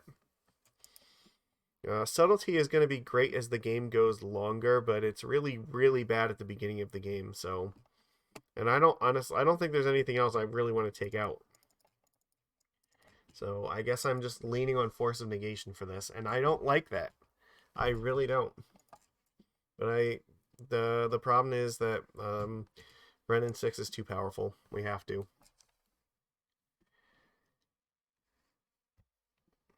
Especially when you're on the draw, it matters even more because theoretically you could like get a Hexcatcher out in time to stop it on the play if you happen to have it and like they don't Thoughtseize you or anything. They're in a mold of 5 here. Okay, so this is the sort of hand where they are inclined to just keep like the Ren and 6 and like nothing else. So Inquisition, sure, take it. But if they keep like 2 lands in Ren and 6, like, and we can keep it off the board, like we're in much better shape here.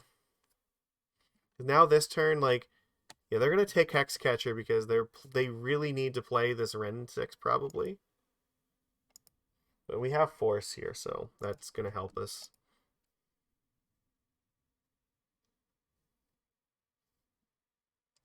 But it makes Jund a lot harder because of the Ren and 6 is just such a ridiculously powerful Planeswalker. I actually still kind of want to play the Mutavault.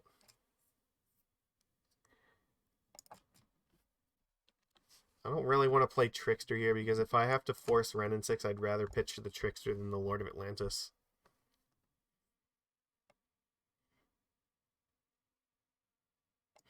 I mean, sure, Thoughtseize. I mean, they can just, I guess, yeah, they take the Lord here.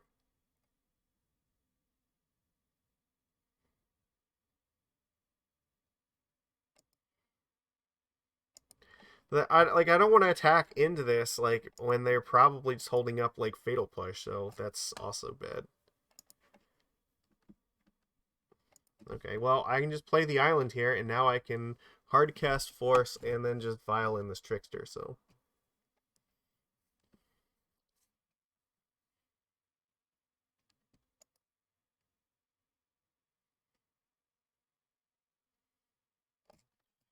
What the fuck is this? Alright, I don't really see anybody play. Oh, it's the Jund one?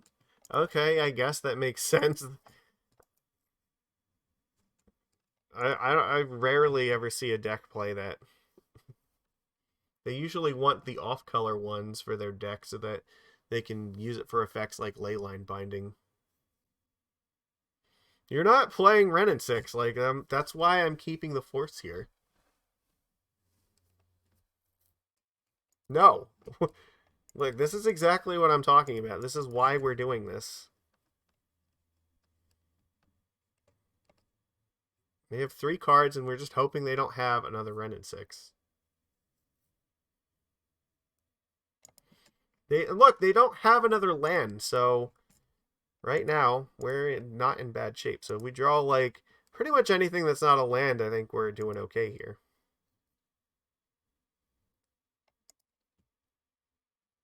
Okay.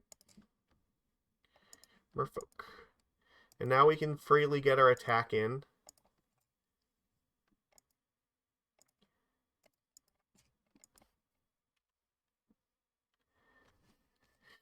Like, if they don't have any more lands, oh, I don't want to auto yield because I actually. Okay, so they have another land here. All right, so they don't have another Wrenn and 6. It looks like Tarmogoyf. Okay, well they don't know about the other Trickster right now, so Ragavan. Okay,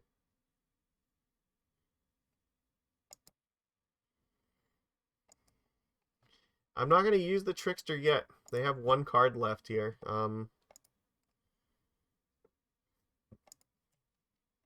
Let's let it be a surprise. I guess.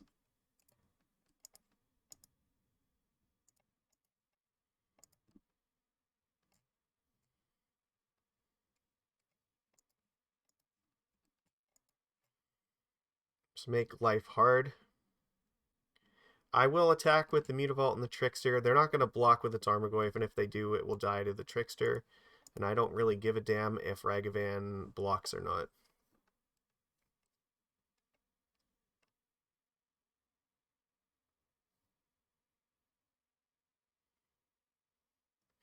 They have one card, so like if they don't block, like them going to 9 is also very fine with me too.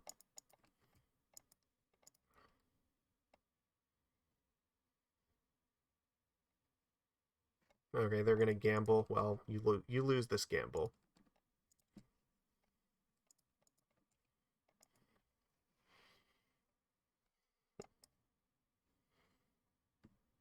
All right, opponent, good luck. You are at one card, so it's not impossible for them to come back here, but we are doing very well. I have to block this thing with the Trickster, I think.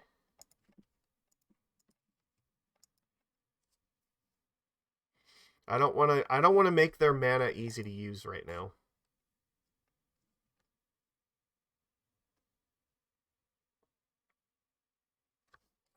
Sure. They see, look, they had to burn the Fatal Push on the Tide Shaper here because I did that. Otherwise, if they get the treasure token, then that like makes it way easier for them to actually like fight back here. So let's just not make it easy. All right. And we're just hoping that their last spell is like, or their last card is not removal. It does not appear to be, so it could be like another Tarmogoyf.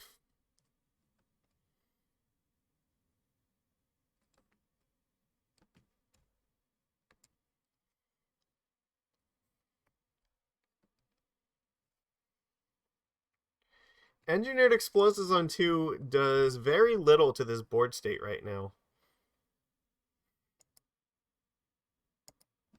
Okay, they can sacrifice one life to kill the Trickster. All right, cool.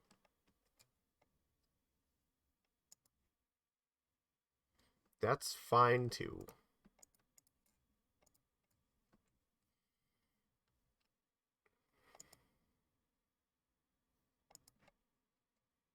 Because now they are top decking and they don't really have a lot going on, so we like if they miss one more draw, they're just dead.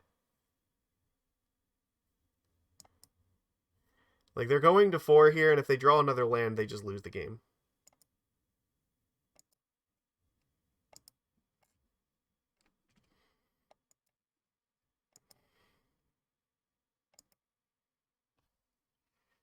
They draw a creature they get to play on a little bit longer. But if it's just a land, yeah, they lose. Okay, it looks like it was probably just a land. All right, well, there we go. We saw how this goes. Wrenn and 6, it danger.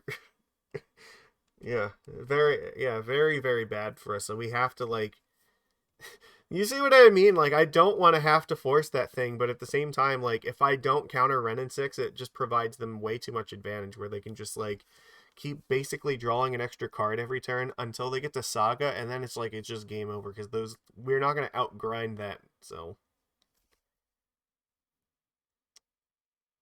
yeah, it's rough. Like they can even get to like loops where if they like draw the tri-lands where they can just cycle them and then bring it back with Wrenn and 6 and just try to find other cards. So I don't think that I change anything here. I think I just have to run this back. Can we not, like, draw a single Svyelun this entire time? Alright, God, I fucking hate this so much. They're keeping 7 cards, and, like, if they just play Wrenn and 6, I'm so fucked. I have to keep this, though.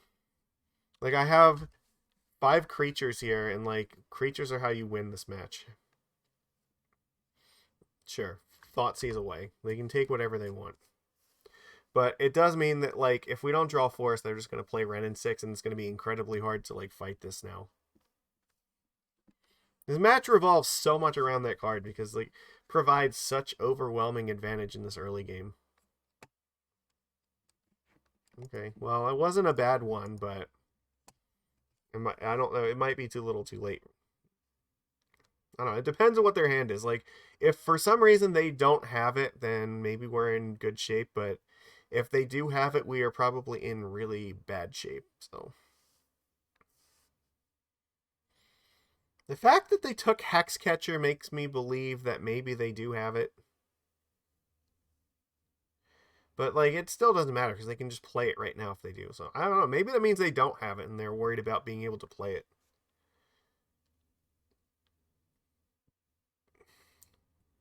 One would think if they do have it, they would actually take Lord of Atlantis because they could just use the Wrenn to ping the Hexcatcher. But I don't know what their hand looks like right now.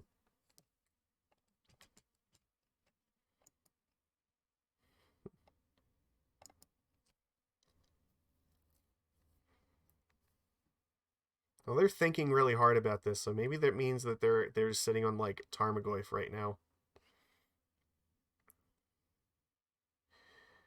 Which, okay, they don't. It looks like they don't, so maybe we're in better shape than we think. Or no, are they gonna wait till second main phase and just, like, okay, I don't know what the point of that was. Why are you, like, dicking around? Tarmogoyf. Okay, sure, cool, fine, whatever.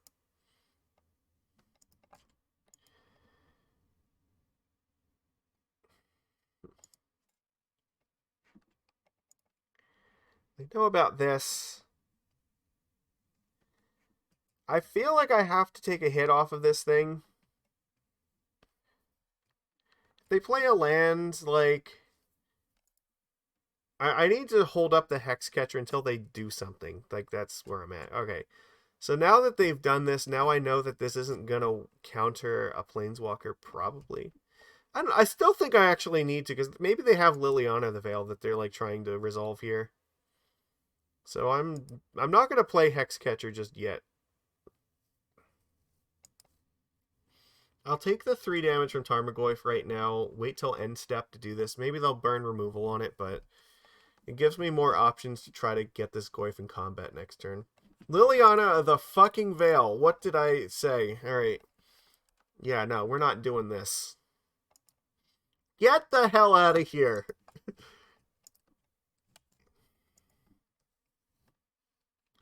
Three cards in hand. Okay, well. So I guess, yeah, they were looking at a hand with Liliana. That's why they were worried about Hexcatcher. They took the first one, but they realized it just had to throw this away and get it out of my hand, so.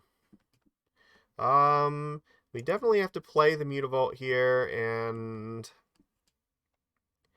I'm pretty sure we just play Lord of Atlantis and use the...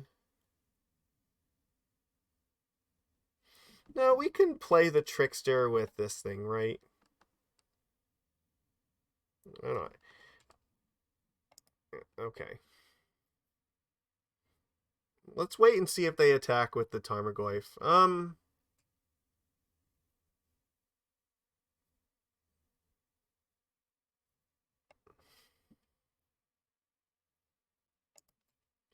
Now, you know what? There is some possibility that they might just be sitting on some removal here. Okay, so if they don't attack with Tarmogoyf this turn, then it's probably better for me to play both Lord of Atlantis. I think if that's the case, they have 2 removal spells. They have 2 removal spells. I think then in that, yeah, it might just be better to play this Lord now, Vial in the Trickster if this thing attacks, and try to block with both.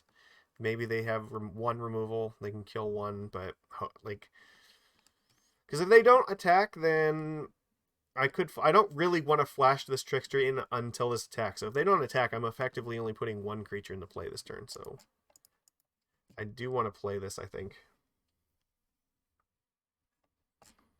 And if they play another Liliana, I can sacrifice the Mutavault to keep the Lord on the board. Which is not ideal, but we do what we got to do. That way I still have 2 blockers for Tarmogoyf.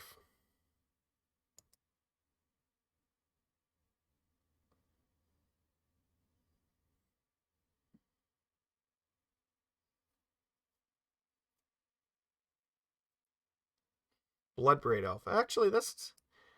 Alright, what is it going to... Cascades in the Tarmogoyf. Okay, I'm not, like, thrilled to see that, but it could have been worse, so... Alright. I don't think that it's attacking. I don't think they're attacking with Goyf. Why? Don't you know that I have the Trickster? This is so bad. You're just throwing away this Tarmogoyf for no reason.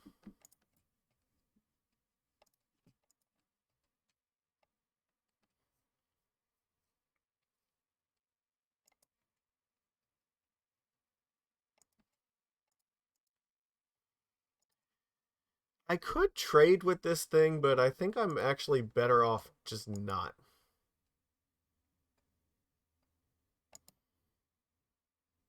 I have better lines, I think, if I don't. So if I draw a land, I might want to bounce this Tarmogoyf.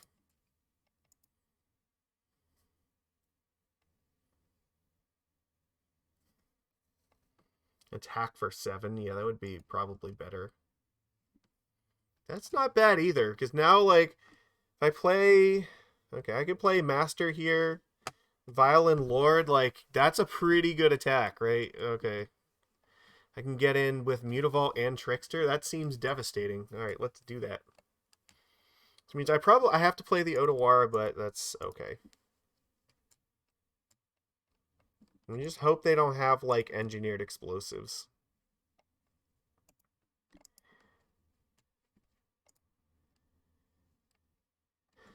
Okay.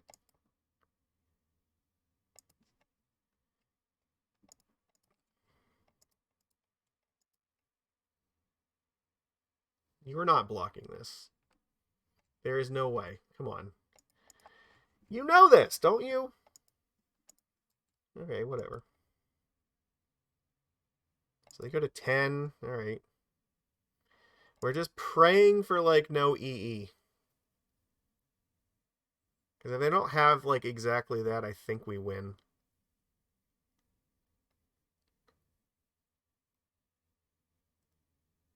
Okay, Fatal Push, sure. It's not the end of the world. Bolt, alright. Still not the end of the world. They have 1 card left, so, like, we have way more power in play than them. Ragavan, that's not going to do it. Okay, they're out of cards here, and I think our position is just straight up better than theirs.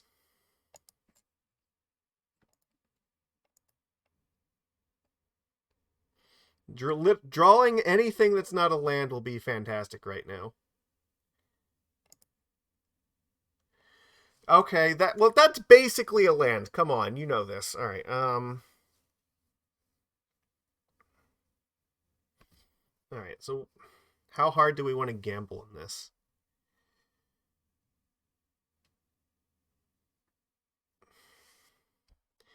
I think that I just attack with Mutavault and Trickster. I assume that Bloodbraid will block Mutavault and they'll take 3.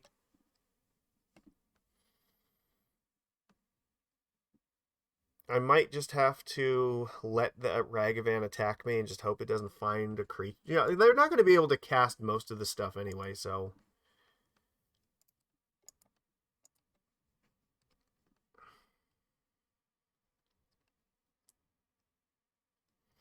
Ragavan attacks, that's probably fine. Like, and they're again in a spot where they need to, like, hit something or they're in serious trouble, so...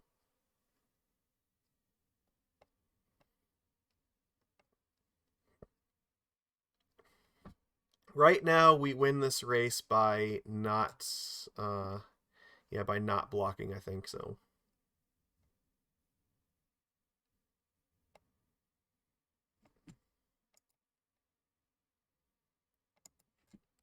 So we send in... There is some argument to send in Lord of Atlantis, but I think that if they can kill the Lord with this, I think they're going to snap block it.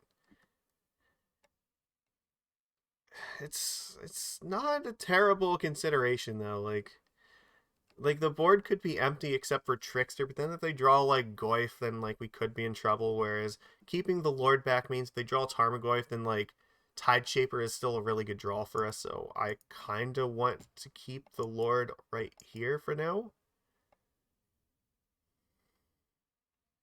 Yeah, this is gonna go pretty much how I thought. All right, and play the Vial, I guess, because we can't really do anything else. So.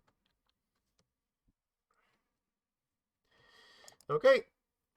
Not bad. So if they miss, if like... Okay, well, that's a good sign. I'm not going to do anything here. This is a desperation attack. This means they probably drew a land. Okay, they can't cast this Merfolk Trickster. They're going to take 5, and if we draw a Lord, it'll be... Yeah, they just gave up. All right, cool. Excellent. Did it not go exactly how I, like, drew it up here? I can see into the future.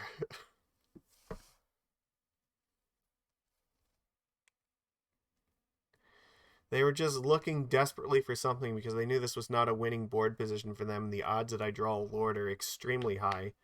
Like, if they go to 2 there and they are just holding a land, like, that is very bad for them. Though, they probably still should have played it out anyway, right? Because, it wasn't guaranteed that I was going to kill them. Like, if they end up getting 2 treasure tokens and, I don't know, they end up attack... Maybe they could like draw something and find their way out of it. Like drawing the Shadow Spear and attacking Ragavan actually could have been like a line. So it wasn't guaranteed that we were gonna win. Like I would have like that game was close enough where it was probably worth playing out for at least another turn. So oh what God, we actually do get to be on the play for a change. All right, I would love to. Thank you. 1 out of 5 ain't bad.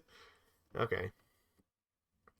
Are we going to get to be on the play with a good hand, though? That is the real question. It does seem like that might be the case. And we're up against Kahira, the Orphan Guard. So I am expecting many Leyline bindings in our future. So it remains to be seen if this is the elemental version or if this is like the hard control version. We're definitely better against the control version of this deck, but the control version, like, literally just splashes for fucking Ren and 6. Like, because that card is just absurd. Who thought it was a good idea to print that thing? God. Alright, I have to play this on. Like, they know what's up. We played Island Aether Vial. Like, there is no real doubt at this point what we're doing, so... We have to pass here. If they play Ren and 6, then I have to use the Hexcatcher to counter it. So that's where we're at. And also, if they use, like, Leyline Binding on Aether Vial, I probably just need to let that happen, too.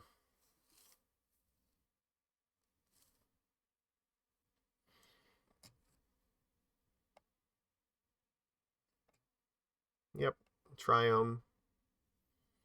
They go Triome into Shockland, so they have Leyline Binding up here if they want to cast it at any point. But, we'll see if they have Ren or not. This is not a bad spot for them to, if they have it, like, that would be sort of okay, because we can just counter it with this. It's either, my guess is either Binding on Vial or Ren.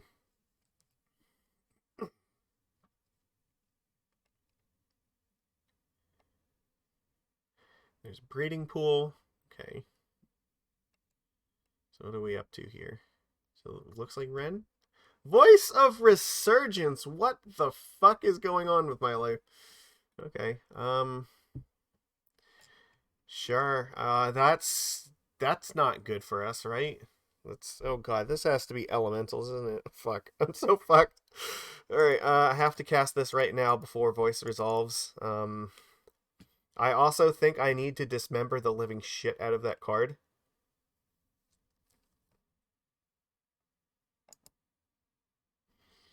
So that, yeah, so that, like, my Force of Negation still does something. Oh, but I need to draw another blue card for that. Oh god, that's terrible.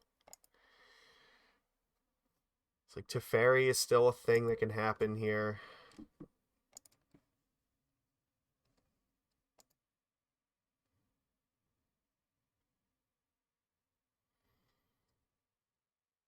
They're gonna get one token out of this.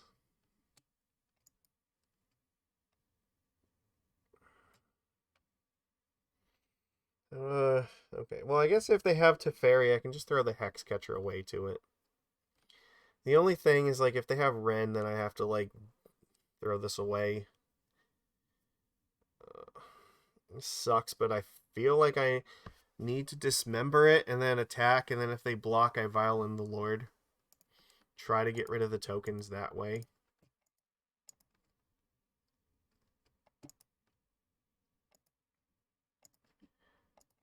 Alright. See how this goes. I guess hope that they don't have, like, Solitude. Okay. Sure. If they have Solitude, like, I'm just screwed anyway, so we'll see. Steam Vents, okay.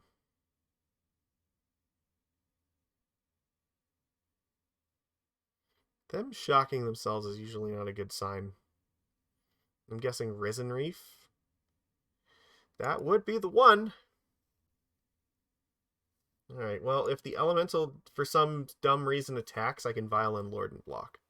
Which, you know, the god, they are at 4 mana already. Like, this is Elementals. Like, we're actually in, like, deep shit. There's so many ways this can go wrong for us here.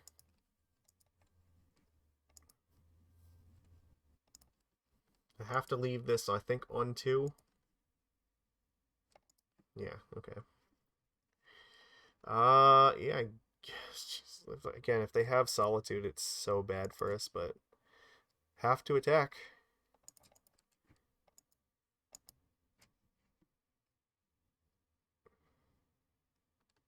They can block the Lord of Atlantis, but I don't think they're going to.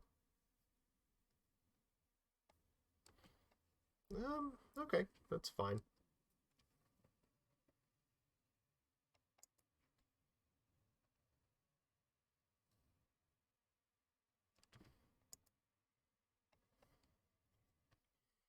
I don't think the 1 damage is worth showing them I have this right now. I think I'd rather wait until their turn, because they could have, like, Fury.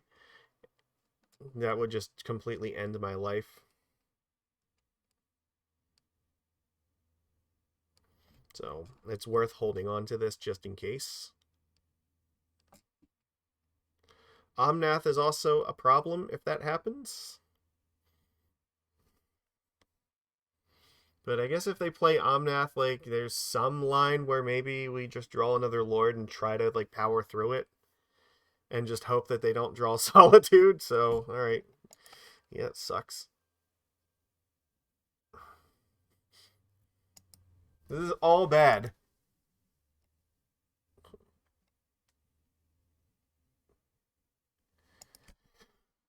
Yep, they are at 15. Dismember would be great if we could find it. God. Alright. There's no way this Risen Reef is attacking. Come on.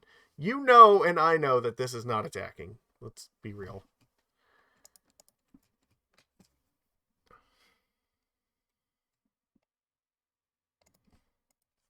Okay, well, at least I have some Island Walk to attack with.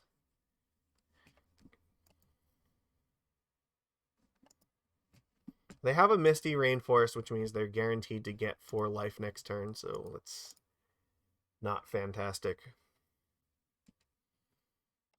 We have 10 right now. It's not quite enough to get there. That's not nothing.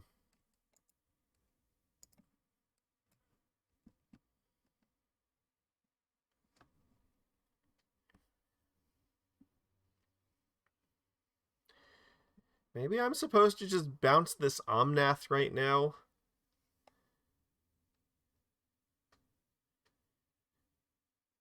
And then just try to get in as much damage as possible.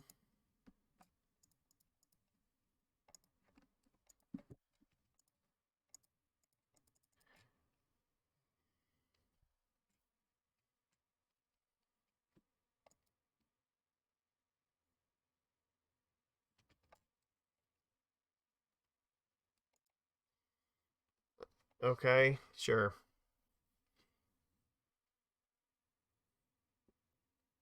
I mean, well, we knew that they probably had Solitude, but this is life. We don't really have a better way to, like, approach this. Like, if they have Solitude, we were just losing anyway, so we just have to make the attacks and just hope. They're at 19. Like, we have basically zero chance of actually winning from here. They have Omnath. They have, like, a bajillion mana. Like, there is basically no hope. They still have a Misty Rainforest. Like, yeah, there is no possible way. This is... Yeah, I don't know, just ridiculous. We should at least look to see what they exiled Leyline Binding, so that's bad.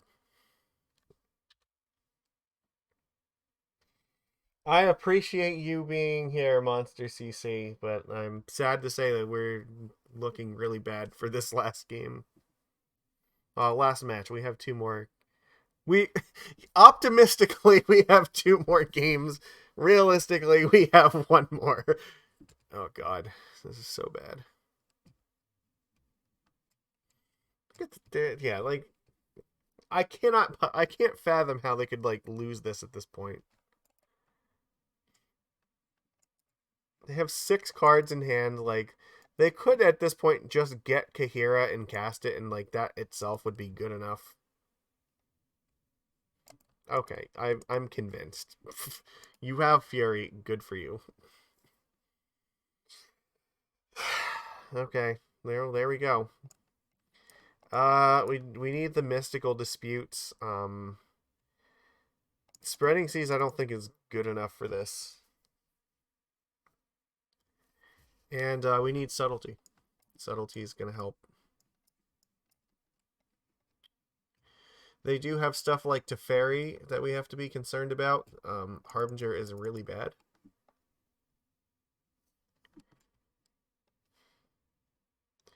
And this is a match where I think Dismember actually does matter.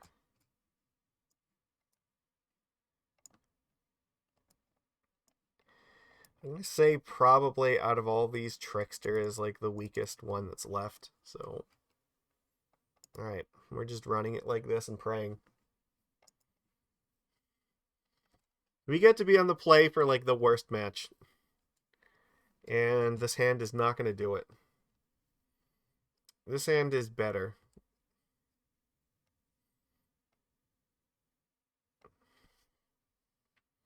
This is one of those hands where we just kind of have to throw away Dispute and just pray that this works out. So, pray that the curve is enough. They kept 7 cards. That's usually not great.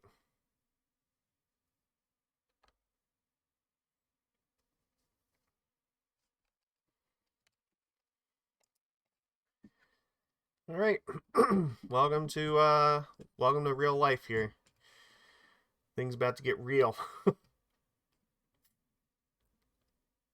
We try our best with these matches, but like knowing your limitations is important.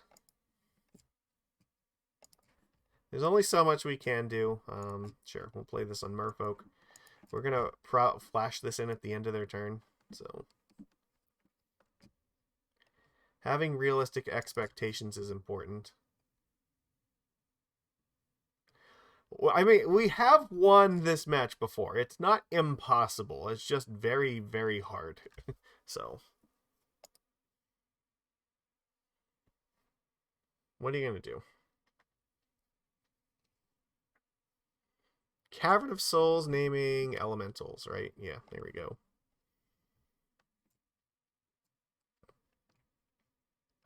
So what are you casting for this? Mariner?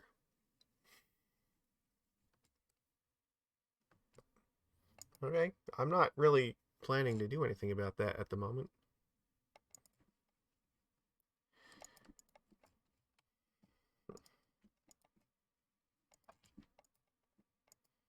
Alright, let's just pray for no solitude. It's like if they have solitude, the game is just basically over, so.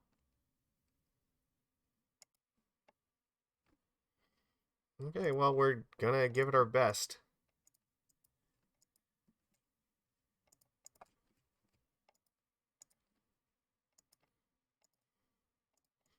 Island walk to victory. This was the absolute best start we could have hoped for.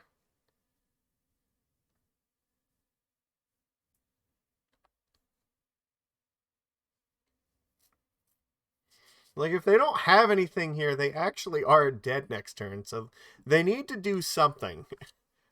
Because this lonely, unsettled mariner is, like, not going to get the job done by itself.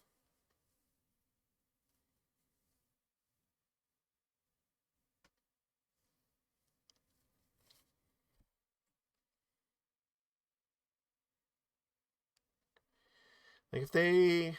Okay, so if they just play, like, Risen Reef, they just lose the game, so... That's not an option. They need, like, Solitude here. But even, like, Solitude itself is not enough to actually... Like, they're going to need a little more than that, just that. Fury evoked here is going to get rid of one creature, and so we'll have to see if they follow it up with pitching anything else. If they have the Ephemerate, then we're fucked.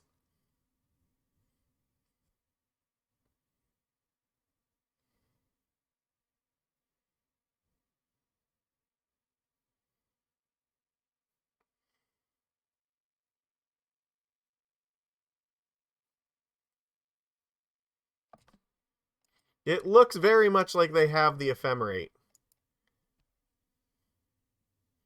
So they're going to kill off this Lord, and I think they can kill one more. Yikes. Yeah, this hurts.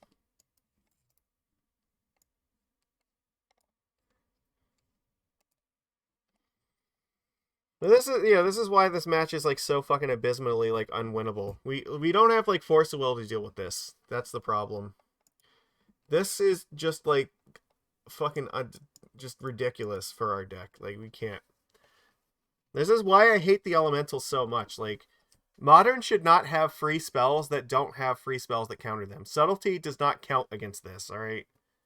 It is not Subtlety does not counter it. Subtlety lets you like pray for one turn to just not like get completely destroyed by these cards, and like it's usually not enough against this shit. So like if you're gonna print stuff like Fury, then you should have Force of Will in this format. If you were not gonna print Force, then this should only be like Pyrokinesis, so that at least Force of Negation would be able to counter it.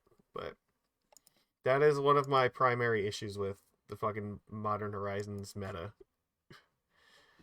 And like here, the Ephemerate is just gonna blink this again and just completely dunk on me. It's gonna, yeah. So I can't attack here.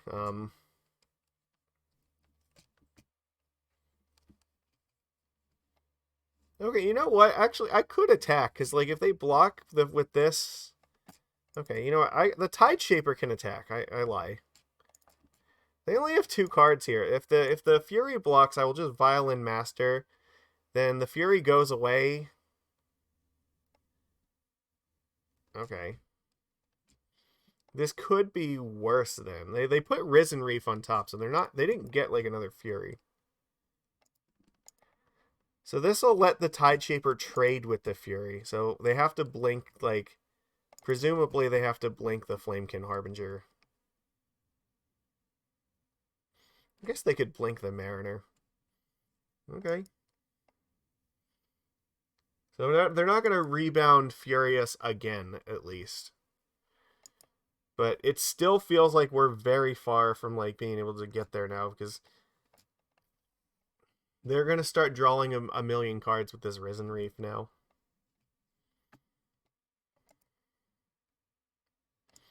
They might just like target the Unsettled Mariner with this if they actually want to just keep the thing on top. Like,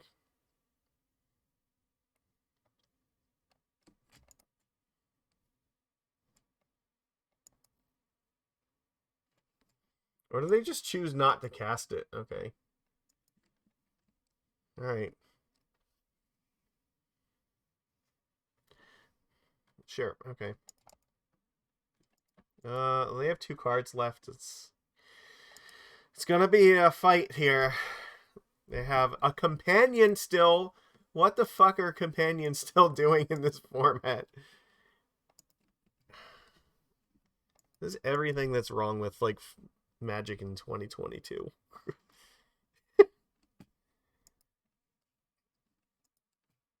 Alright, come on, deck. If we get, like, another Islands Walk Lord, like, there's hope. Alright, this has Island Walk, and if they block this with 2 things, that's fine. I don't care if they trade both with that.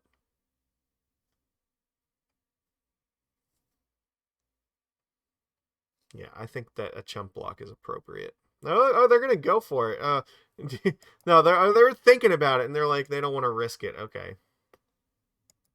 And so I can just, like, trickster this reef.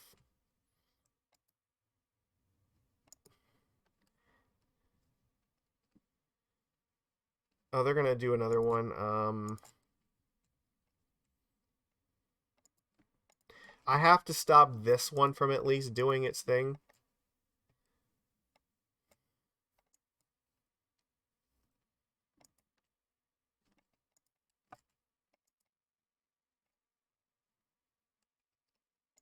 So they get to draw one more card here. And I guess, like, if we find another Islands Walk Lord, we could actually kill them. So, assuming they don't have, like, Solitude in their hand at the moment, or a Fury.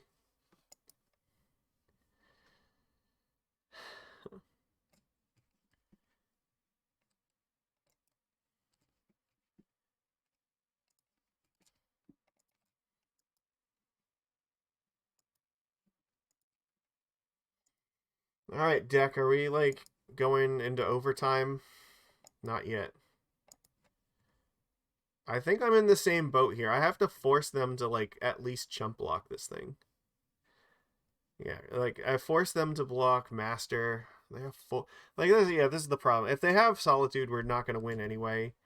The very least, like, if I force them to block with at least one of these things, that's beneficial to me. And if they trade both of them with Master, I guess that's still also fine. They're at 3 with just this in play. I don't know, maybe it's enough. I think there's too many lines where, if we just pass and don't attack with the Master, like, I feel like we're dead. Alright, okay, they're just going to chump block it. Okay, I'm not going to play this other Vial.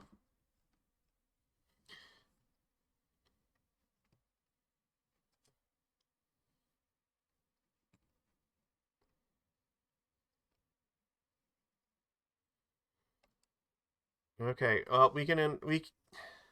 Teferi, Time Raveler is not a concern for us here. Renin 6 is not a concern for us. Pretty much just, like, Solitude and Fury are problem cards. Anything that can get rid of, like, Master the Pearl Trident right now.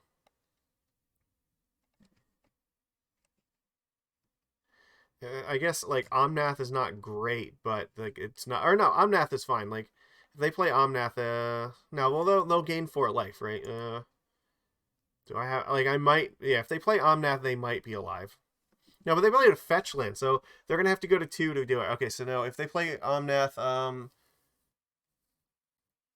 it's possible they could still be alive because they can, like, flip 2 lands with the Risen Reefs and then have the do they have enough? I don't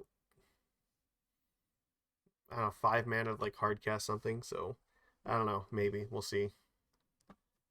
What do they do? If it's just Unsettled Mariner, that's not going to do anything. That's pointless. That doesn't do anything.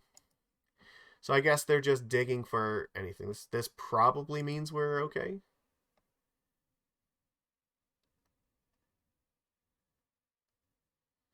I guess if they find Flamekin Harbinger, that's what they're looking for here. They crack the Windswept. If they look for Flamekin, they can try to cast. I don't think. No, they can't. Like, right? They can't shock themselves with this. So, what are they gonna do with this? This doesn't do anything. They already played a land. I think. I feel like unless they found Solitude, they're actually just dead. So that's it. Solitude is their out here.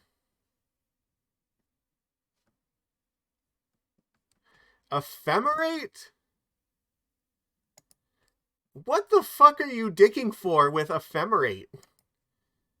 Okay, no, they're just still digging for Solitude. Okay, or I guess theoretically, no, they could find Fury. Fury would also be alive. They found something plus land, so how are we looking here? And if we find a Lord off the top, like, then it doesn't matter anyway, so.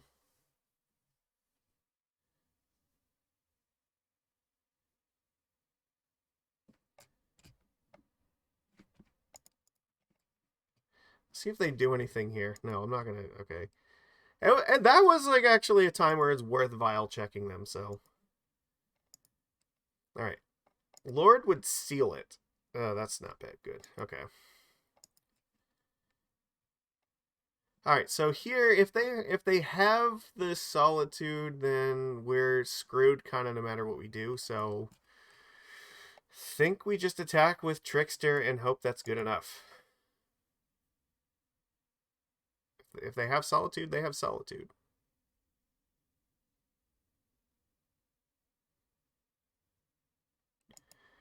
They do, in fact, find Solitude. Oh, God. Alright. They have to get rid of the Master of the Pearl Trident. Now, they're getting rid of the Trickster. What the fuck? Why? You could just block this with something.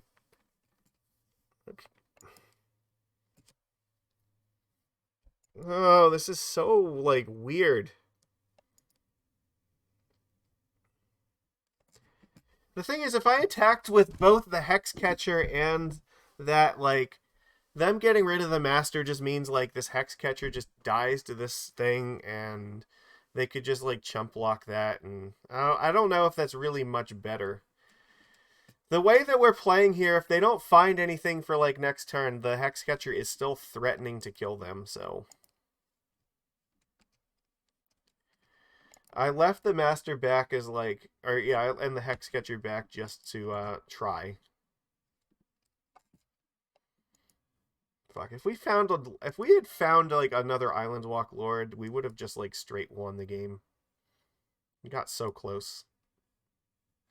Now they're just gonna draw, like, a million cards and try to, like, find Leyline Binding or some shit.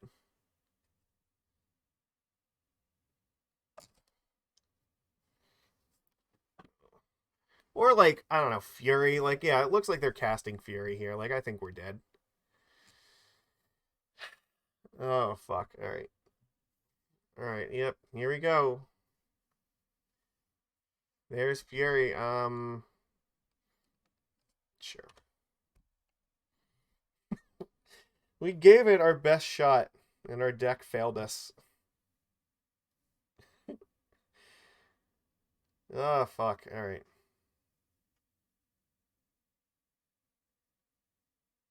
Fuck you, Fury. You were, like, a total design mistake. You should not be legal in anything. Like, this card should not exist in Modern. It is such a disgusting, like, piece of crap.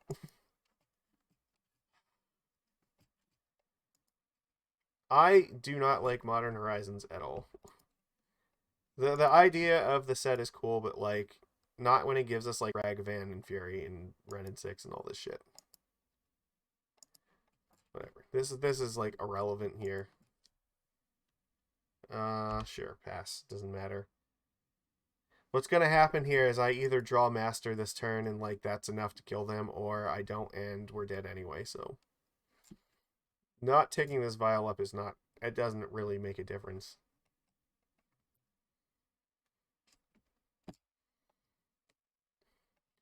They are drawing so many cards that like, they don't know what to do with them all. Look at this. They're drawing, like, a bajillion cards. 9. Like, they just play Omnath, like, we can just right-click concede, but...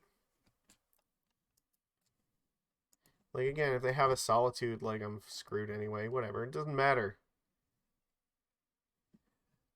We're at the point where none of this, like, matters. Because they either have Solitude or, like, Leyline Binding or weird... Like, they have gone through half of their deck. There's, like, no fucking chance that they don't have that card in their hand. One of them. The Engineered Explosives on 2, that should do the trick. I guess unless we draw Trickster and tap this thing down, then Mutavault can attack, so... Alright. Or Dismember, I guess. That's still possible, so... Otawara? Nope, not quite. Alright, sure. Come on! Just once. Alright.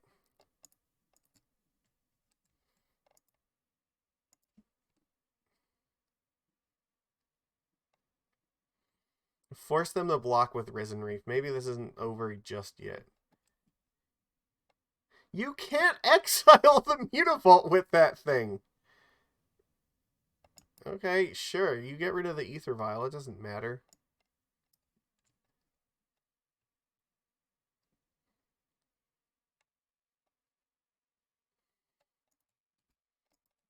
Block with the Risen Reef.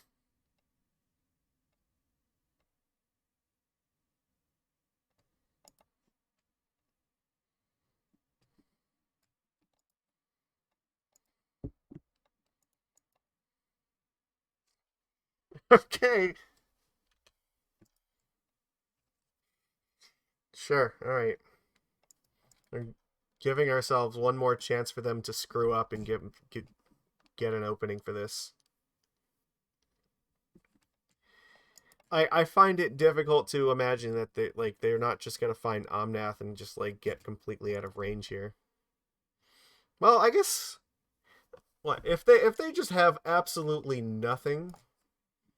Okay, why would they do this in that order? Wouldn't you want this trigger to resolve first so that you can draw the card that you're searching for? Omnath is on top. Okay, cool. But you could have like okay, they're just gonna draw it again. They have enough fetch lands. They can fetch in their turn and in my turn.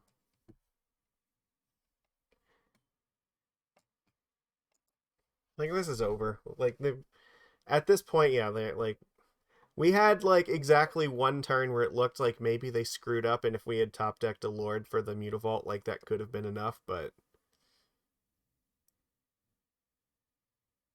they cast the Leyline Binding. I don't know. I guess they were holding on to it, but the second they cast it, like they should have waited until they blocked at this, unless they just thought they were gonna get rid of this, but that's just not how that was gonna work. Okay.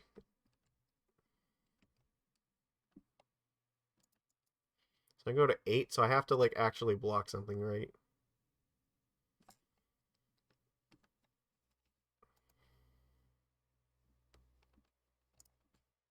Sure. That's irrelevant to me.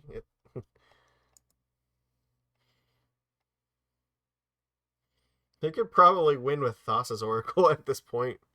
They have 18 cards left in their deck. Like, it's difficult to imagine that there's any possibility that they don't actually just, like, have the perfect 7 cards in their hand right now.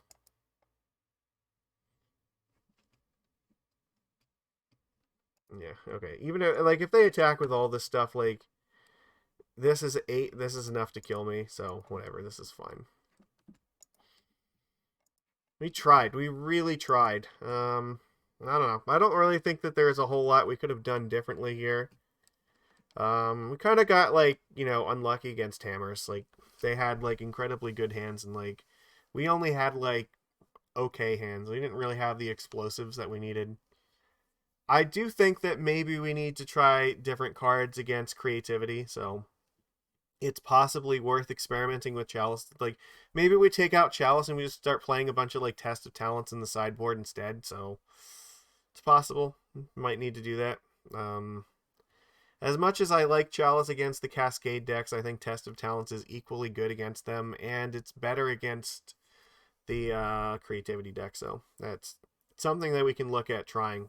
Other than that, like, I don't think there's a whole lot else we could really do differently here. Like, we're not beating Elementals pretty much ever, so it's not worth really trying. Yeah, Hammers is just like, it's close, but yeah. So we just need, that's going to end up being a coin flip a lot of times. And as far as the Creativity deck, yeah, I think we can achieve a slightly better match if we sideboard a little bit better. But like that is one reason like I would like the Forces in the main deck, because I think Force is a lot more important against that deck. So Subtlety does basically nothing against it, and I don't like that.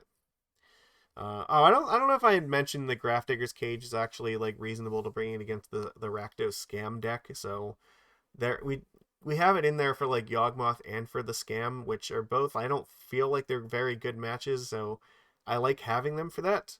So yeah, maybe we just take out 2 Chalices and add 1 more Grafdigger's Cage and then like 3 Test of Talents. That seems like that could be reasonable. And like the Hurkyl's Recall could be like another Engineered Explosives for the Hammer deck, but I think that Recall is also okay against that deck, and it helps against like actual affinity. So maybe having them split, I'm not like overly upset about that. I don't know. Maybe we don't need the 4th Subtlety. Like, that's possible. I don't know. I'd have to think about that, but like Force of Negation seems slightly more important to me than Subtlety does, like, because I think there's more matches overall where like I want to bring in Force of Negations versus bringing in Subtlety. Like, Subtlety is going to be good in a lot of the same matches that Force is, like, any deck where they're playing like Fury or I was gonna say, yeah, basically like if the control decks, like it's good against Tron, which Force is also good there. I think the one big one where Subtlety is better than Force is like Amulet Titan, but I don't feel like one match is like enough to say that Subtlety is better than Force. So, but there are definitely going to be matches where I want Force and not Subtlety, like Creativity, which is a pretty large percent of the metagame. So, now you could also argue that Subtlety may be better against the Rakdos Scam deck. So, that's feasible. Yeah, they're pretty close to each other. I don't know, like, I don't know, that is one potential sideboard slot we could like maybe play with, but I don't know. It might suck to lose Chalice against the Murktide deck, because the card is very good against them, but I feel like we can still probably win without it. Like, we have enough good cards where that's fine. So even Subtlety's not that bad against Murktide, because like, if you Subtlety their Murktide, like sometimes it's going to make it very hard for them to cast it again. Yeah, so I don't know. That's kind of where I'm at with this. But I mean, overall, like, I don't really want to change it too much. Like, I think the shell is probably where it needs to be. It's just, sometimes the MTGO matchup lottery is just, going to be like that. So I don't feel like too bad about this, but maybe some sideboard tweaks and, might be better prepared for next time. So that's where we're at with this. The next league we play, though, I think I might be playing Burn, because I know the last time that I played Burn, we actually had like a lot of people that like checked it out. It was like one of the, surprisingly, and I wasn't expecting this, but like the last time we played Burn was like one of the more popular videos that we did. So I think it's been long enough where we probably owe the Red Mages out there some more fan service. So I actually yeah, right here. I did finish putting together, yeah, you can see it quickly. Burn is my second deck, so like I finally now have like all of the stuff sleeved up so that I can play Burn as like my secondary thing. So I just ordered the Sunbaked Canyons was like the last card that I was like missing. So, but also like I really like this. I got the Goblin Guide promos, and they look really cool in this deck. I do not have Burn foiled out, so don't. But yeah, oh yeah, this mountain I'm like a huge fan of too. Yeah, yeah. Anything that gets to play like fetch lands, like Burn gets all the cool cards. Like, look at this Searing Blaze. This is so awesome. I want the full art lightning bolts too, but like You know what? No, they did remake them in like a slightly newer frame, but the original ones, like the original foil ones, were like $40-$50 for like a really long time. Maybe they're not that expensive now. I might have to look at that, but I don't know. I just spent like a lot of money in Magic in the last like week or two, so I don't see that happening anytime in the near future. But you know what? I think they might be on MTGO. We can like look at and see what they mean.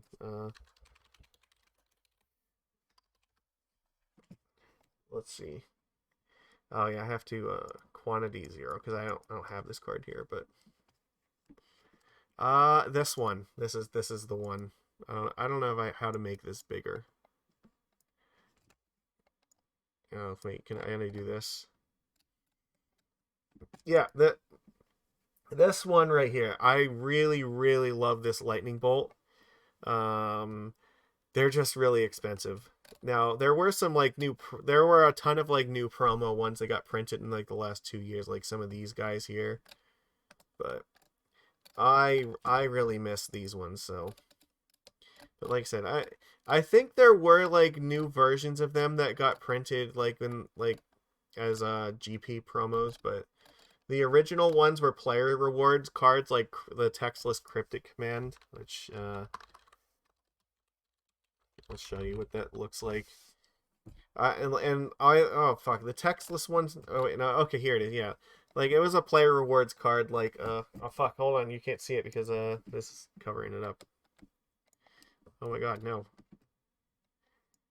Okay, well that's as good as it's gonna get. So it's like this one here, which I have a set of these that I like. I played Control with them for a really long time. I don't know. I love the player rewards promos. The frame in this is great. I'm less a fan of like the newer frame with like this where the color doesn't wrap around the bottom the same way like these do. So that it's just something I've wanted like the bolts for a while, but I'm happy to have like finally like have the burn deck sleeved up in paper again. So I might start playing it a little bit more since it actually like is sitting on my desk now, right next to my fishies. So yeah, well, expect that we're probably going to play that again next week because, like I said, I know that so the last time that I played it, the people seem to like it, and I enjoy playing it. So we're going to definitely see some more of it. All right, so that's all we've got for today. It's been a it's been a rough week, but we get through it. We have more matches of Merfolk to jam in the future.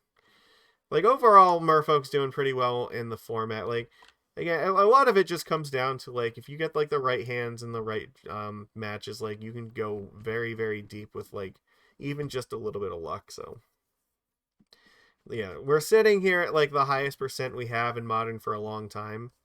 I mean, I'm not sure that I'm necessarily a fan of like the gameplay experience for it, but the numbers don't lie. Like clearly it does work like enough of the time, but I still think that I prefer the way that like Modern played like prior to War of the Spark. Like even if Merfolk wasn't as powerful then, I think I enjoyed like the play style a little bit more, but that's just that's me personally. So I don't know. What about you guys? Do you like prefer like the old Modern Merfolk, or do you like the new Modern Merfolk? Like, sure, we have a lot more power to the deck now than we used to, but like so does the rest of Modern. So, did you like Modern when like everything was like a tier down, or do you like Modern where everything's like super powered up with this?